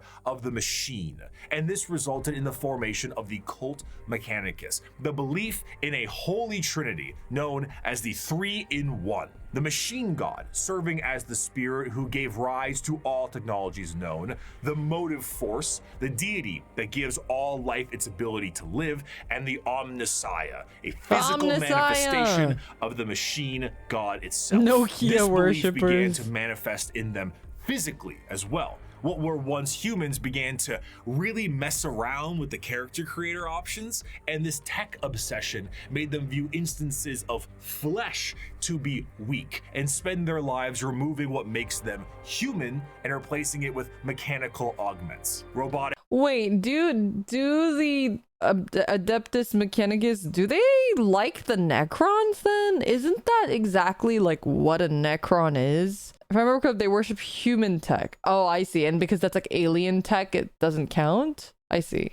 Limbs, glowing eyes, mechadendrite arms. What was once a mass of flesh now looks like the back of a router. And the oldest members of the Mechanicus no longer even look slightly human. Okay, I take offense to the router comment because I've had people tell me that my ears look like router blades. In addition to this, cloaked over what do you mean, are they not? mechanical appendages are robes that reflect the color of their homeworld, the red robes of the Mechanicus. The cult Mechanicum, now the Adeptus Mechanicus, create a fascinating combination of cultures all birthed into one. Basically, techno-zealot monks. Organic life is the machine god's greatest accomplishment within the scope of the great work. All praise he who is three-in-one. By giving us life within an organic shell, he presents us with the means and opportunity to improve upon physicality, as is his divine plan. He grants us complex weakness so we might learn metallic strength and ascend to his level of machinic perfection. That's a really cool quote. I like this quote a lot. But also 3-in-1. 3-in-1 like our shampoo? Oh, the Holy Trinity. Okay, I was thinking like shampoo or like a router modem combo or something. The Emperor's arrival to Mars was very much a walking in with the pizzas while the room is on fire moment. But to the Mechanicum, they saw his arrival as confirmation of their belief. They took one look at the glowing golden entity that showed up on their doorstep and were like, that's him. That's the guy right there. And they immediately accepted him as the Omnissiah. Obviously, showing up and being called Machine Jesus shortly after wiping out all instances of non-Machine Jesus a little bit beforehand is an instance of capital H heresy. But the Emperor saw the bigger picture. Were they strange with how they rubbed unguents on themselves, burned incense, and prayed to machines for them to work? Sure, but that's a lot of production right there. So the Emperor devised the Treaty of Olympus Mons, a unifying agreement between Terra and Mars. And this union would be permanently etched into the Aquila of the Imperium as the two-headed eagle. One head for Terra, the other for Mars. The forces of the Emperor would be supplied with all the technology and weapons they needed to reunite the scattered remnants of humanity under one banner. And the Mechanicum of Mars would be able to keep doing what they were doing religiously and scientifically so long as they kept up their tithes. This tithe meant total quality control over all technology in the Imperium. Is it a big spaceship? AdMech take care of that. Tanks? AdMech take care of that. The literal bullets in a gun? You guessed it. But unlike the factories of today, the forge worlds of Mars and the creations of the Mechanicum are a bit of a different experience altogether. Instead of a factory on a random given world, the entirety of the planet's surface is dedicated to manufacturing. But that's a little tricky, isn't it? Considering that the usage of silica animus, or AI is a big no-no. And basically What the fuck is this? What is this? What are these AI videos of the Rock eating rocks? largest affront to their Terrifying. divine machine god possible. Fortunately, like there's this. a really neat alternative like that they've come this. up with. And that's called a servitor. Incredible Oh my devices God. that can do anything from manufacturing, maintenance, basic door operation, even just float around like a helpful little drone. It's an extremely easy process too. All you need to do is take a human who is dying or preferably an enemy of the state, most likely that one, and lobotomize them. And then reprogram their brains to do exactly what they tell you. They even got little baby versions of them. the Yay! cherubs. So now you can rest easy knowing that the Oh. entirety of the Imperium, because they outlaw AI and learning new tech is heresy, is run on lobotomized slaves. Whether they deserve it or not is unimportant, and whether they can still keep their consciousness trapped in their own minds is another thing entirely. Oh.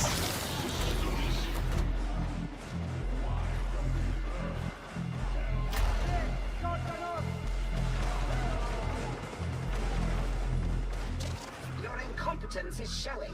An excerpt Oh, from the Servitor that's so Creation sad. Factories. Naked human beings were standing in a switch-packed line between high fences. The manufactorum produced servitors, but it was more akin to an abattoir than a workshop. I don't know Every what any of surface these was words easily are. cleanable. Servitors with spray units surgically attached to their backs prowled about, hosing filth from slit drains set into the perfectly smooth, slanted floors. As the line they're slowly like cleaning. advanced, the people were passed through various scanning devices, most of them mounted in ugly, functional arches that let out a constant series of acceptance chimes. Occasionally, one would let out an angry blare, and the indicator lumens would flash red. The rejected person was then swallowed up by a trapdoor opening beneath their feet. From these pits wafted a hideous stench and the grinding sounds of industrial mincers. One rejected man grabbed onto the lip and hung there, arms and hands bloodied, shouting a stream of defiant profanities. Guards lined the grating either side of him and shocked him until he fell. The adepts wouldn't even waste bullets on these people. The trapdoor flipped up, and the next terrified person was ushered forward. Violet metal arms snatched them up and spread-eagled them in the air, and a servitor shearer shaved them all over. At another, they were subjected to a high-pressure counterseptic wash whose chemical stink made me choke from 100 feet away. More scanners, more rejects winnowed out. Machines forcibly dressed them in a heavy rubberized garment common to all monotask servitors. These were saggy on them, all one size, until another process force-shrank them to fit their bodies where metal cuffs, sockets, and collars bit into vulnerable flesh. The last few prayers gave way to screams at that point, and even the most stoic shouted in pain. They were ushered over a floor buzzing with power that made them shriek with every footstep. "What's that for?" I asked. "Follicular inhibitor, to stop their hair from growing," he said. Oh, maybe I Freaking need that. Sweet, Lois. As for their scientific pursuits, the Mechanicum believe in the preservation I need that of so I don't have to keep knowledge shaving my above legs and all, the armpits. quest to expand it. However, as opposed to just innovating and inventing on their own with their vast technological know-how, they believe that it is a form of tech heresy. You see, because of their religious viewpoints on technology itself, they believe that the instruction booklet itself is just as holy as the Lego set it builds, and to innovate on that without the proper written knowledge. Wait, is this like an actual 40K Lego? Does that exist? Is that a real thing? Like, this is so cute. It's fan made. Aw, dang. Is to go against the divine word of the machine god itself. All knowledge is already in the universe. You simply need to rediscovering it and attempting to invent something to improve upon divinity is very heretical. Prior That's to fair. the Age of Strife, humanity was able to populate the stars with devices known as standard template constructs, or STCs. These devices were, as The far as we know, STDs. supercomputers You guys with the got ability STDs to on my pull up brain. and detail how to create literally anything a startup colony would need. Essentially, they were devices with the entirety of human technological know-how so that you could make a home away from home. The Mechanicum will not make anything without an STC. Quite literally nothing, because this is the knowledge they seek, and that knowledge is divine. One time, Scouts of the Imperial Guard found a functioning STC that provided the schematics on a knife I need to that stop. happened to be a bit I need to stop filling the blanks in with my brain. I need to actually not do that. Apparently that's an ADHD trait. Did you guys know that? I need to stop doing that. lighter and a bit sharper than most other knives. These knives were adopted by 30 Space Marine chapters and were one of the most advanced discoveries of the century. This discovery was so significant that they were each awarded a planet for finding this. Wow. A planet for a machine that taught them how to make knives. Due to Nice. their religious organization, you can probably guess the Mechanicum are organized in a feudal structure with the highest individuals in power being a part of the priesthood. Cream of the crop being the fabricator general of Mars itself, who serves as a high lord of Terra, but also oversees the entirety of the Mechanicum below. Below them are tech priests that oversee the cult for the quest of knowledge and other more straightforward theocracy. Forge worlds tend to operate slightly more independently, what can cause some power struggles within the Mechanicum, because, you know, despite them all being weird robots, they love being given praise. And despite being the manufacturing end of the Imperium, they do actually have their own military forces. They have the Skitarii Private Army and all their various 1920s Martian-style mechanisms like Doom Crawlers, Castellan robots, and of course, the Titan Legions. Because nothing is cooler than a robot that towers over buildings. Ultimately, their very dogmatic view on technology as a whole has resulted in any innovation becoming absent, thus causing the Imperium to stagnate as a whole. The lack of ambition to create anything new and the wholesale murder of anyone who even tries leads to things becoming derelict. I grow weary of this flesh I was born into, strangely disgusted by its nature. I crave only the cold, clean certainty of steel and silicon, that I might become one with the blessed machine. I do not expect you to understand, you who cling to your flesh as if it were immortal, seeking only to preserve it, to protect it. One day you will see the folly of your ways, and then no doubt you will come begging to my order to preserve you.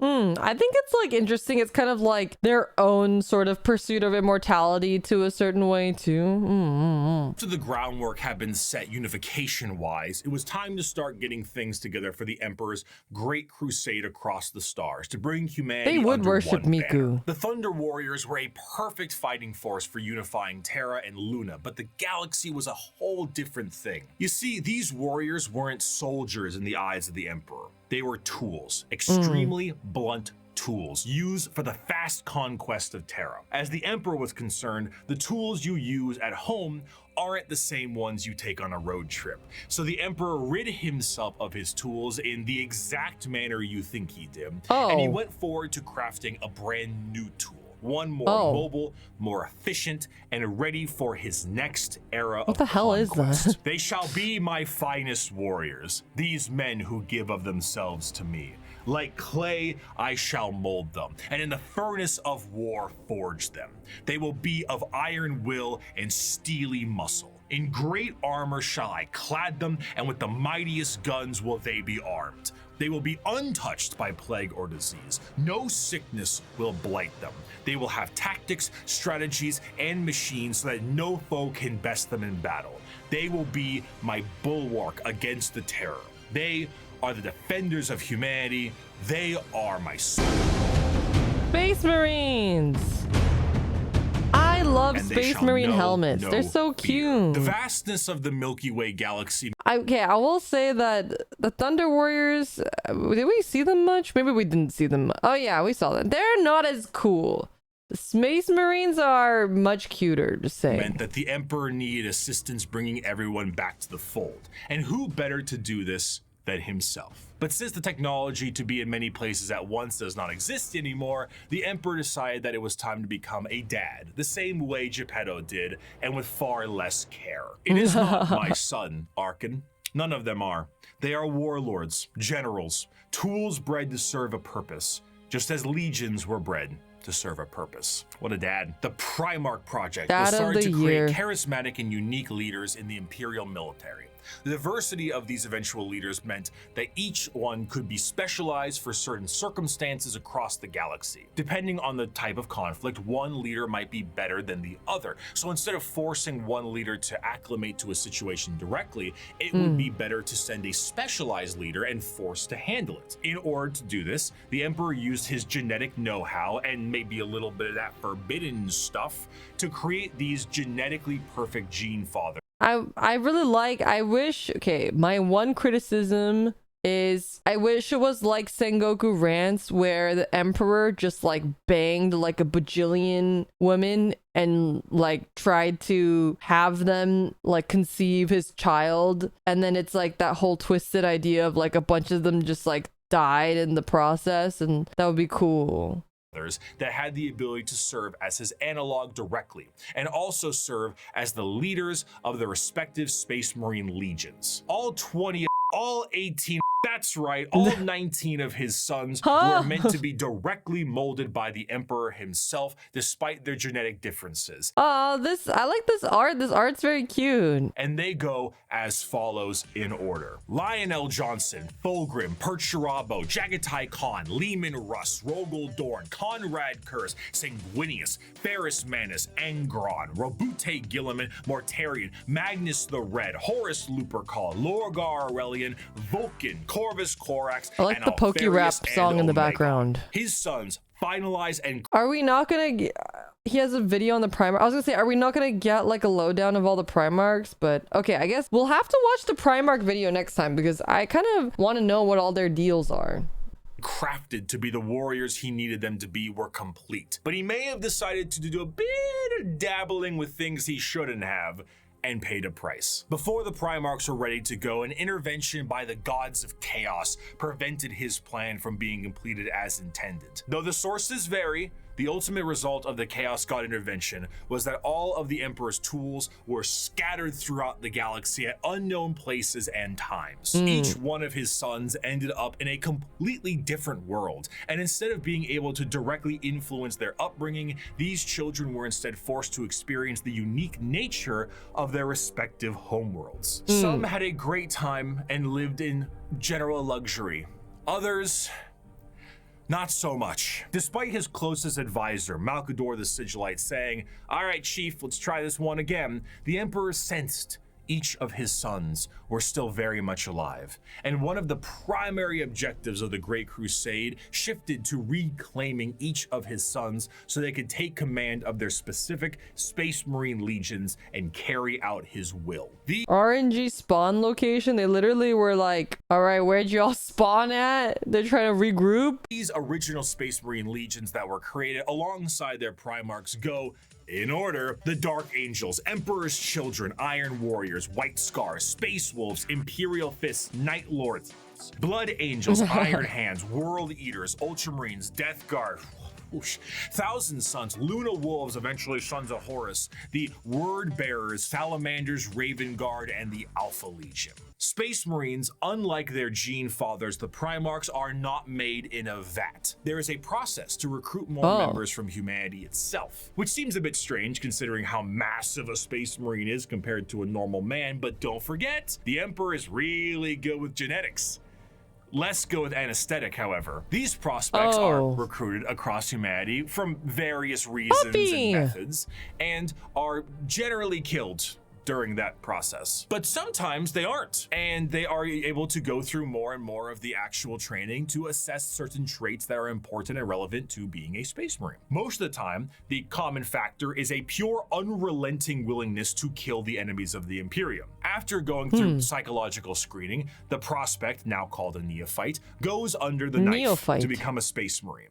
And here is a quick list of all the cool new stuff they get genuinely the Poke Rap shoved song into is their back bodies. on. A secondary heart, an organ that makes your bones grow, an organ that makes your muscles big, an implant that makes your blood stronger, a little organ that turns your white blood cells into super white blood cells, a brain implant that allows you to sleep while being awake, a pre-stomach that allows you to digest literally anything, a spinal implant that allows you to absorb the genetic memories of what you eat, bigger and Better lungs Michael that can let you Phelps breathe lungs. underwater, an implant that gives you stronger eyes, new ears that keep you from being dizzy, a brain implant sounds that lets you nice. go into suspended animation if you're in a bad shape, skin that acts like transition glasses, I almost got it in one take, a brand new kidney, the ability to taste the air and find enemies like a bloodhound, a special coating on your skin that allows you to be protected in space, Space the ability sunscreen, to that's spit nice. acid, a gland that allows you to absorb the unique genetic makeup from the gene seed in the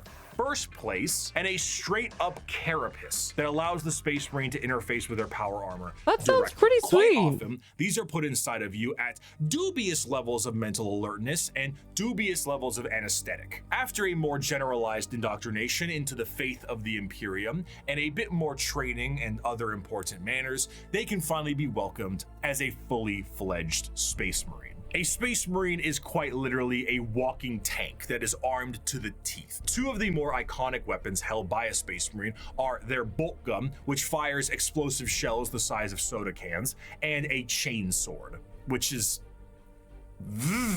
The Space Marine is clad in a colorful carapace known as power armor, crafted from extremely heavy and durable ceramite. The power armor of a Space Marine protects him from any terrors he may face, be it the void of space itself to an inhospitable atmosphere. This armor, combined almost biologically with an already massive physique, makes the Space Marine an almost unstoppable fighting force. And hell, if the armor doesn't protect them enough, they can always become a walking coffin like the dreadnoughts of the chapters are. Walking coffin. Oh, this is so cute. I love the chunky Space Marine. Like, I love the guys and I love their mech. They're also chunky and geometric. It's very cute. What truly adds to it all, however, is the sheer difference in some of them. While a Space Marine in its own right is an indoctrinated freight train on legs, how they act can be quite different from chapter to chapter. The gene seed of a Primarch is not just helping them become big and strong, but allows them to gain certain traits from their forefathers. Everything from how they think to even slightly adjusting their physical appearance once it's been implanted, the gene seed can be the personality of an entire Space Marine. Take the Salamanders, for example. Salamanders have a predisposition to fire as a whole, and tend to be extremely large due to the size of their Primarch, Vulcan, and his enormous stature. Whereas someone like Sanguinius, Primarch of the Blood Angels, share more vampiric features and more angel-like qualities. A gene seed is not just aspects of the Primarchs, but they are also flaws too. Magnus the Red and his Thousand Sons underwent something known as the Flesh Change, a horrifying mutation that, while it made them strong psychers, would affect their bodies so terribly that they would mutate away from humanity. Where other factions have inspiration for their culture from our real world, like the feudal Japanese of the Eldar or Egyptian style the Necrons, each Space Marine chapter themselves carry an inspiration. The White Scars are motorcycle riding Mongolian fighters. The Space Wolves are Norse Vikings. The Dark Angels are Knights of the Round Table, and so on. This moves into their fighting style, and truthfully, there is no end to the characters and options when it comes to the Space Marines. Space Marines are the main symbol you see, and while many of them can be simply indoctrinated warriors who only care about conflict and can be quite boring, then you meet Dante, or Bjorn, or Argel Tal, or Karn, or Lucius, or Erebus. And then you discover the wealth of these characters and tools of war you can have. For 1100 years, I have fought and I have seen the darkness in our galaxy. I have seen the vileness of the alien and the heresy of the mutant. I have witnessed the sin of possession, and I have seen all the evil that the galaxy harbors, and I have slain all whose presence defiles the Emperor. I have seen what you will see. I have fought what you must fight, and I have slain what you must slay.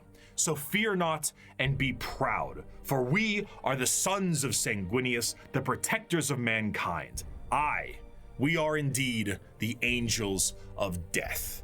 Everyone hates Erebus. Who's Erebus? He's the oldest living Space Marine. He's 1,500 years old. He's the reason that everything sucks now. Oh, he's the one that turned Horus. Despite being the poster children for Warhammer 40k as a whole, the presence of a Space Marine is a rare sight for the countless trillions of humans across the galaxy. Seeing one of these monstrosities is like seeing something akin to an angel sent by the Emperor himself. These angels of death are the essential fighting force to bring humanity back under the unified banner of the Imperium. Yet ultimately, the Space Marines are individuals torn from their families and conscripted to genetic modification and lifelong service for the dying Imperium. And though they are held in an almost holy light, most believe they are above and beyond the people they are designed to serve. Once designed as the protectors of humanity, they seldom view humanity as something worth saving. To the extent that it is a tiny, minute rarity, though not unheard of,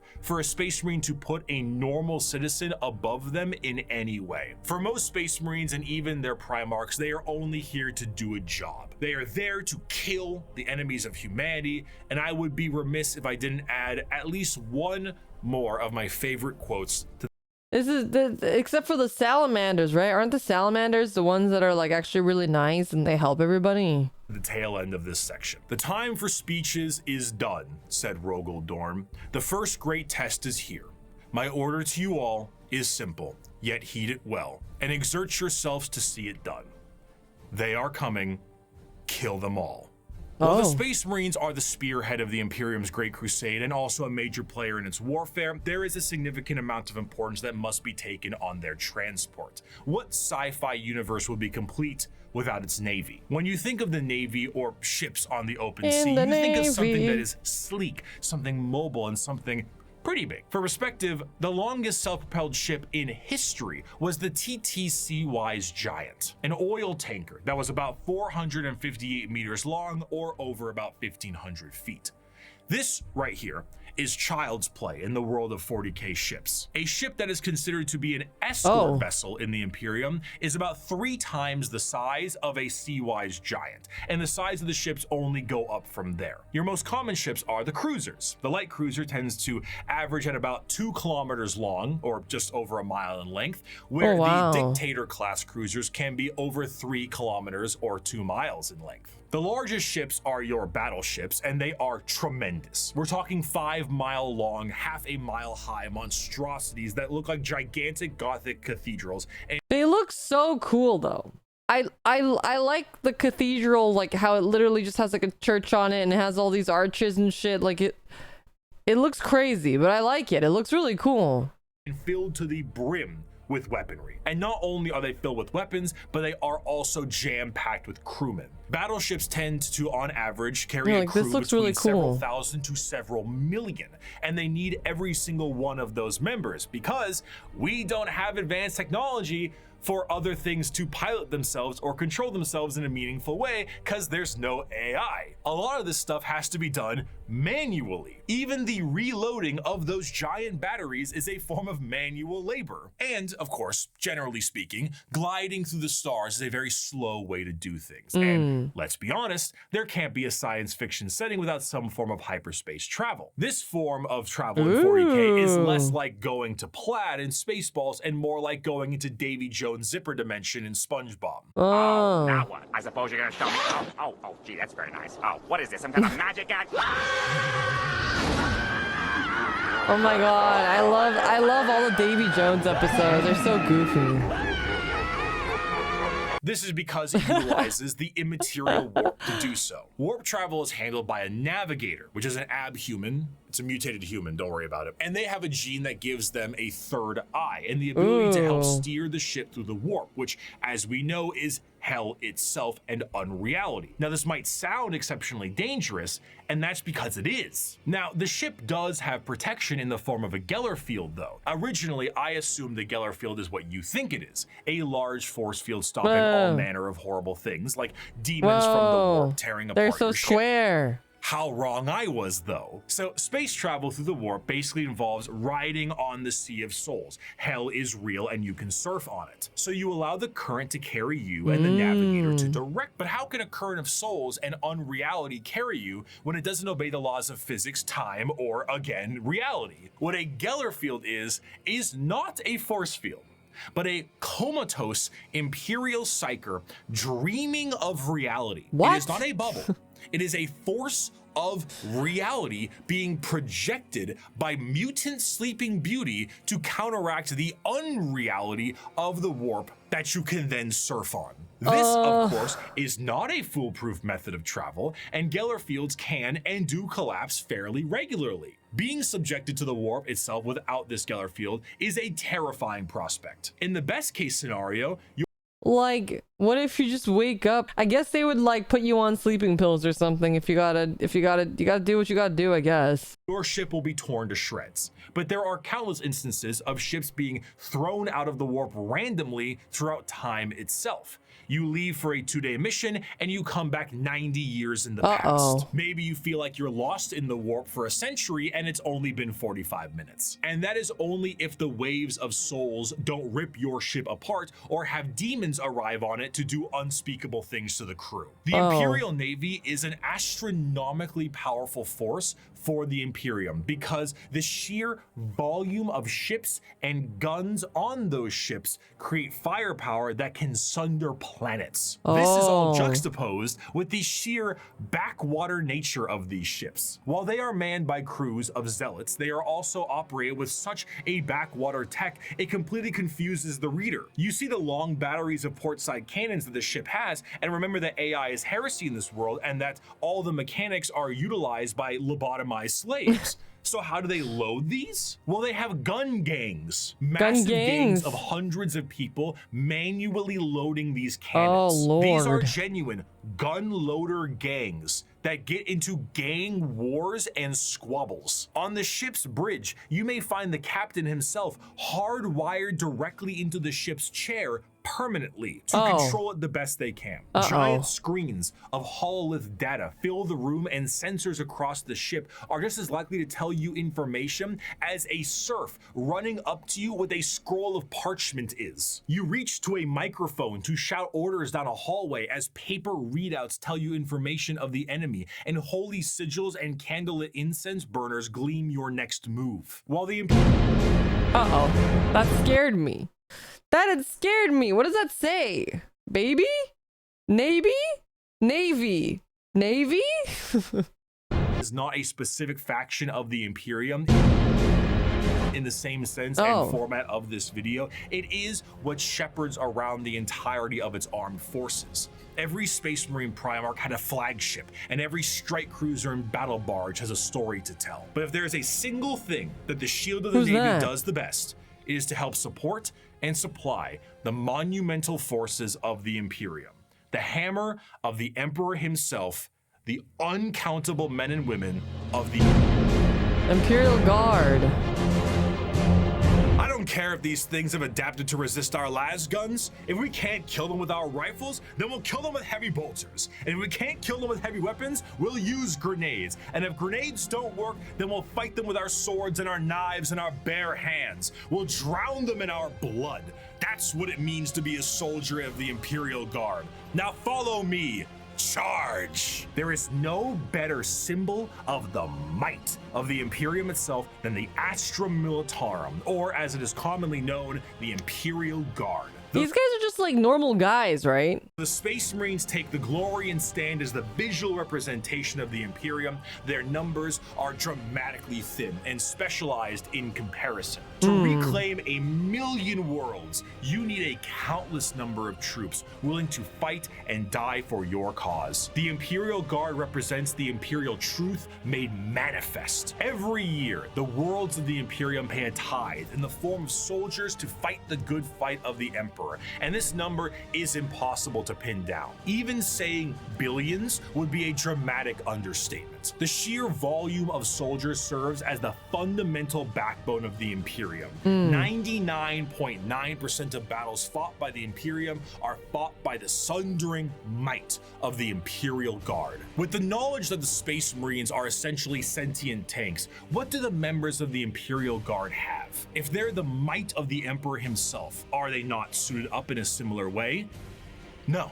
Not really. No fancy suits, no biological enhancements, and basically no expectation to live. Once a regiment of guard are activated, they are sent directly into battle with almost no expectations that they will survive. This is because, despite their training, their incredibly powerful armor, and extremely strong weapons that would crush any army of the modern day, they are so hopelessly outmatched to the things they will face. Sending a member of the guard is throwing a rock at a nuclear bomb. However, where they lack in advancement, they make up for in sheer numbers, and their overwhelming force can be the difference maker in any deployment they face. Quantity is a quality all its own. If they do happen to survive, they will be sent to the next battle, and so on. Seldom do members of the Astra Militarum get old or retire, and those that do are truly to be feared. There's an old saying that the average lifespan of a guardsman is about 15 hours from deployment, and considering the sheer number of guardsmen out there in any given battle, that number is probably accurate. When several million of your pool of guardsmen die within the first few hours of combat because the orcs threw a moon at you, it can really screw the numbers. The soldiers of the guard are conscripted and trained on an incredible number of worlds in the Imperium, and these worlds can impact their training and their combat style directly. The most famous visually are the Cadian shock troops. Oh no, rest in peace. Other notable guard factions include the gas mask clad death corps. Oh, those are cool. I like the gas mask guys. But I just like don't like things with human face. I don't know if you guys are picking up on this, but I just don't like things with human faces. I'm just gonna say that, unless they're anime. Rambo level of Catachan jungle fighters and the iron-willed Mordian Iron Guard. This also helps them specialize against individual types of enemies. The Indigan Prefects are a special guard regiment that came from a planet whose planetary governor, the leader of the planet, thought it was fun to collect exotic animals, which then crossbreed and then became the giant freight train-sized monsters destroying the planet. So the Indigan Prefects are specialized for big monsters. Hello, Tyrannid. Oh my god, puppy! Oh, he's so cute. One particularly interesting officer in the guard is the enforcement officer known as the Commissar, and they are one of the more— Wait, the card game? Warhammer has a card. I mean, that doesn't surprise me. But is it like a TCG? Oh, a long time ago. It's defunct now. Oh. Visually striking members of a regiment. These are specialized Imperial officers and act as morale officers. But instead of singing Magic had a collab. That's cool. Providing hot meals, the commissars are there to make sure that the members of the regiment continue to fight to the bitter end. If a soldier does not meet the standards of the commissar, the solution is simple. There are trillions of other soldiers out there. We don't really need you. Combat fatigue? Headshot. Concerns about the conflict? Headshot. Fleeing the battlefield? You bet that's a headshot. Considering these officers tend to be outside of their regiment, feelings on them can be mixed. And in fairness, certain commissars, like the esteemed Ibram Gaunt or Caiaphas Cain, tend to do a bit better with the whole people talking part. Because if, say, you were trying to tell a beefed up Catachan jungle fighter what to do, you might take a mysterious leave of absence inside a carnivorous plant. But no matter what I say, I don't think I can truly convey the sheer might of the Imperial Guard, so I'm gonna get a visual aid. Let's take a look at this image right here, right? This is the cover of the 9th edition Codex for the Astra Militarum, the official cover art. Your eyes may be drawn to the dark and brutal looks of some of the main members on the front and the gigantic orc they are attacking. But zoom out a little bit. There is no floor. There is only people, and behind those people are tanks, and behind those tanks are flying artillery shells. There are 2 enormous transport ships in the sky, and their ramps are down, and on their ramps are more people. The Imperium is described as having 1,000,000 worlds. 1,000,000 worlds. And each one of them gives soldiers to the Imperial Guard for the tithe. Do they just like fuck like rabbits or something? How do they got so many people? On a given battlefield, in a given fight, Foot soldiers number in the millions, tanks in the tens of thousands, and you have enough artillery to turn the night sky day. You have walkers and APCs and aircraft and horse cavalry and tanks the size of apartment buildings. You have drop troops and spec ops and rattling snipers and gigantic ogres that can't count to 4, but they can turn you into 4 pieces. Is this guy like a cherub? Why does this guy have he's like a little bird body? Who is this guy?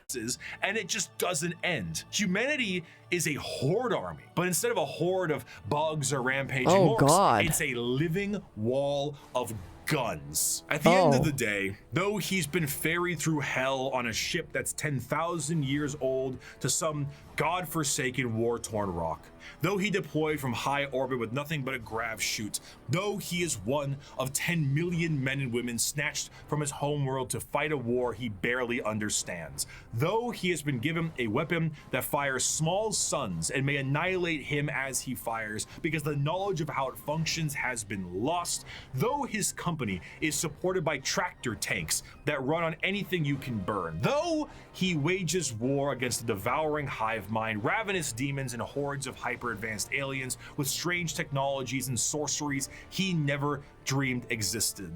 No one will remember his sacrifice. There will be no records of his deeds, no glorious parades in his honor, and no remembrance of his name. All he will earn is a shallow, unmarked grave on a forgotten world untold light years from home. Yet for all this thankless sacrifice, a guardsman is a man, just like you. He has no millennia-old genetic engineering, no prophetic leader, no miracles of faith. He has his lasgun, his orders, and those beside him. He is the Imperial Guard, and he will hold the line. I keep saying this, but the writing in Warhammer is incredible. Like, every time he reads a quote, it's just so good. Like, the writing itself is just very, very, very good. In the end, the Astra Militarum, despite fighting for the honor of the Imperium, are their own form of a massive horde army where individuality does not matter. They are merely numbers to the Imperium, and the vast majority of the conflicts they are sent to are attrition-based battles that gain virtually no ground while countless millions die. Yet this there's a lot of bad writing. Okay, well, that's good to know that not all of it is good, but all the ones that Bricky has picked at least are really, really well written. This makes them the most human. For the Imperial Guard contains normal people, people who are happy and sad, people who laugh and love, and in there are stories, because there is strength in facing the horrors of the universe head on with nothing but a rifle in your hands and a prayer on your lips. Armed with an innumerable amount of Imperial soldiers and Space Marines, the Navy begins its great crusade into the stars to rescue the stranded Primarchs and reunite them to their legions. But the biggest question needed to be asked was, what would they find?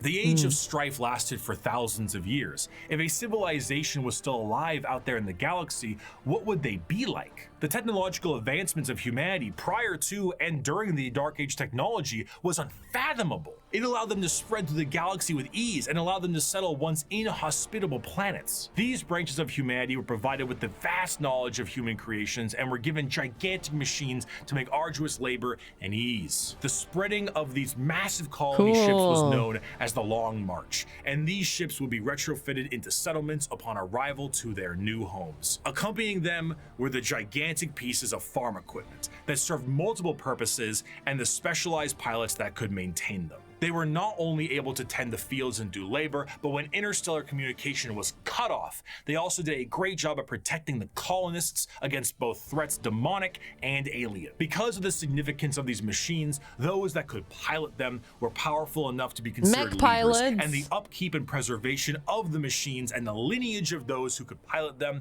was imperative. These machines, over the thousands of years, would eventually be known as the Imperial Knights. He must be humble of heart, strong of arm, be savage in war, loyal to hearth, and follow deeds of glory. He must keep honor with all, banish cowardice from his doings, and bring his house no shame.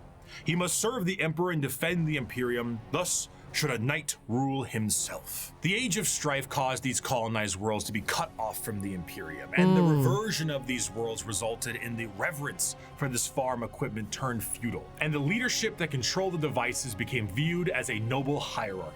During the Age of Strife, exploratory fleets from Mars found plenty of these worlds, and it seemed the majority of them reverted to a similar state. Like King Arthur seeing Merlin himself, these feudal worlds welcomed the tech priests of Mars with open arms. The mutual relationship between the Admech and the nobility was beneficial. The Admech were able to secure more worlds for mining resources and potentially long-lost STC information, and the noble houses were provided with technological know-how and modifications from the Admech themselves. The suits became What knight pattern do you like? I haven't really seen too much of these guys, so this is kind of my first real foray into them. So we'll see. more and more specialized, and their history as mere pieces of equipment were lost to time. What was once a tractor became a killdozer, and the Imperial Knights were born. Unlike other military aspects of the Imperium, the nobility of the Knight houses remains just that, a nobility-focused feudal hierarchy that swears fealty to either the Mechanicum or to Terra. Like the knights in our history, once they swear fealty, they can be called to aid their respective allegiance in the heat of battle. The ones that swear fealty to Terra are led by the High Monarch, while the ones with the Mechanicum are led by the Princeps. The ones with Terra might be sent directly to the front line of war, while the ones with the Mechanicum tend to be sent to protect the Forge world. And the Also, a lot of incest among knights. Is it because they're trying to keep like the royal lineage or whatever? heraldry of these houses is what you'd expect from a generic history of knights. Houses pledging allegiances. Wait, girls are icky? Wait, so is it like empreg? Like what do you mean that girls are, so they're not like, are there no girl knights? Like it's just dude knights and they're like incestual BL empreg dude knights? Here and there, your run-of-the-mill War of the Roses aesthetic. Except instead of ponies, you have gigantic death machines. These knights can't seem to be piloted by any old person, however. A member of the nobility of any given knight house must go through the ritual of becoming. This ritual involves them sitting on the device used to control the knight, known as the Throne Mechanicum, for a full night. What's wrong with that? I mean, sitting in a chair for a full evening sounds pretty great right about now. So a pilot cannot drive a knight. They can, but it moves about as effective as Ripley from Aliens 2, big, lifter thing. It is, in a sense, a beast that must be controlled, and a pilot must merge with it. The mind of the noble is connected to the machine and must fight with the mental signatures and personalities of the prior pilots as well. Everything a knight experiences in battle is felt by the pilot themselves, be it the general movement in the battlefield or damage sustained by the machine itself. If a knight's leg is blown off in This is like what mecha is it that does this? It's like the one where they're inside the thing, and then maybe the more description, the inside. I'm thinking like they're usually inside the cockpit, but it's not like an actual cockpit. It's like they're like in like almost a separate space, and there's like nothing in the space, and there's just like a little orb or something. Oh man, when I remember, I'll let you guys know. I can't remember right now off the top of my head. Battle, the pilot could experience a broken bone in the same spot. The merging to the machine forever changes the mentality of the noble that experiences it. This connection reinforces a strong degree of nobility and honor in the pilot, and a desire to fight for the glory of their house. It's not Star Driver because I haven't seen Star Driver, but I've been wanting to see Star Driver. The crazy thing is, I actually can't remember if the pilot was a girl or a guy. It was like Vandred's older. It wasn't Vandred. It was something newer. I don't remember. Anyway, I'll think of it and I'll let you guys know. Was it Darling in the Franxx? But I didn't finish it, so I don't remember. It's on the tip of my brain. Until the bitter end, as their ancestors' minds are linked directly to the knight. The size of these knights can vary, but generally speaking, they stand in the ballpark of 30 to 50 feet tall and are protected by a thick adamantium armor. Beyond that, they have their own unique ion shield generators that give them added protection, and when it comes to their looks, the most common pattern across the Imperium is the Questoris pattern, and it's honestly the one these are the patterns you guys were talking about. Now. But there are also smaller versions like Armage. Okay, am I just like being Bionicle brain pilled, or do these guys also kind of look like Bionicles? and bigger ones known as the Dominus. As for a loadout, these the guys fuck? are essentially a violent Mr. Potato Head. Battle Oh. cannons, Gatling cannons, heavy flamers, thermal cannons, up close and personal. How about a gigantic chainsword or a straight up gauntlet? And for that empty spot up top, screw it. More auto cannons, maybe add some missiles. Whatever you can do to make it as over the top as possible, you gotta do it. A squire serves a knight serves a lord serves a baron, and a baron serves a monarch. So who does the monarch serve? He serves every subject, from the rudest serf to the members of the court. Chivalric fealty, when ideally practiced, is not a pyramid, but a circle. Ironically, on the real. surface, night worlds themselves That reminds, this is like me being work brain pilled. That's actually like one of the base principles for project management. are one of the least grim dark settings in the galaxy. Reverting to an ancient time with knights and peasants is almost an escapism from the techno hell of the modern Imperium. But this of course doesn't make it great for everyone. It sounds fun on paper to play a game of knights, but it's not so fun when you're the peasant of that world. For the knights themselves, the knights give their entire Warhammer is lives crazy. to the Throne Mechanicum, and their reality is not their own, as they have to hear the voices of thousands of generations of their ancestors controlling their actions and their lives for as long as they live. It's a kinda strange like dichotomy. Avatar. When it comes to Warhammer, most to all jobs tend to be terrible. However, if there was one that could be considered enjoyable, it would be the pilot of a knight, or a princeps of their larger cousins. While it does contain an egregious amount of hardship to be a knight pilot, you do enjoy a wealth of privilege. A knight pilot is often an asshole who can back it up. The rich noble that, despite his braggadocious behavior, is still very much him, and he will continue to be him. But knights are not the only thing that the Imperium found lost in the stars during their Great Crusade. Due to the circumstances of the Age of Strife, humans were changing and adapting to their new homes they were now isolated on. Some of these humans evolved over thousands of years to adapt to these areas, and they were known as abhumans. Many abhumans found their way into the Imperial Guard or other lesser positions in the Imperium if they were not wiped out immediately for being too different from their human counterparts. But their Racism. abilities and appearance vary from planet to planet, and one particular group of abhumans have made quite a name for themselves in the center of the galaxy. The League of Dotan? Is that aka the Kin? Is that what that says? The origins of what will be known as the Kin start at Votan. some point during the Dark Votan. Age technology, where their ancestors Can't left a read planet that that is text. very much Terra and went to the galactic core to mine it of its resources. They brought along with them everything that they would need for a long-term stay, most important of which were the incredible AI-based supercomputers. Be it guidance, technical or philosophical, schematics, or the ability to upload the memories of a deceased explorer to gather information from them, these computers became an essential part of their everyday life, especially considering that the galactic core is one of the most inhospitable places in the galaxy. It is an exceptionally star-dense location, full of abnormalities, black holes, and sentient hostile Puppy! Wait, he's so cute! nebula. Whatever that last part means, it is not a safe and easy place to make a living, and this only got Wait, this helmet is so cute! Look at how, like, it looks like a Haro or like a little Mega Man guy. That's so cute! worse thanks to the warp storms during the Age of Strife. In order to adapt to this area, these travelers perfected a genetic makeup that made their future clones to be more adept to the area. These Yeah, he has like a dragon on top of his future head. clones would be shorter and more robust than their ancestors, and the need to procreate would be unnecessary because why risk messing up a good employee when you can just make a new one? These would be known as the squats, and they would all die. Squats! Except for when they didn't. Oh. And now they are known by a different name. Most void-faring races have at least one cautionary tale of foolish explorers vanishing amidst its blazing stellar nurseries and strange anomalies.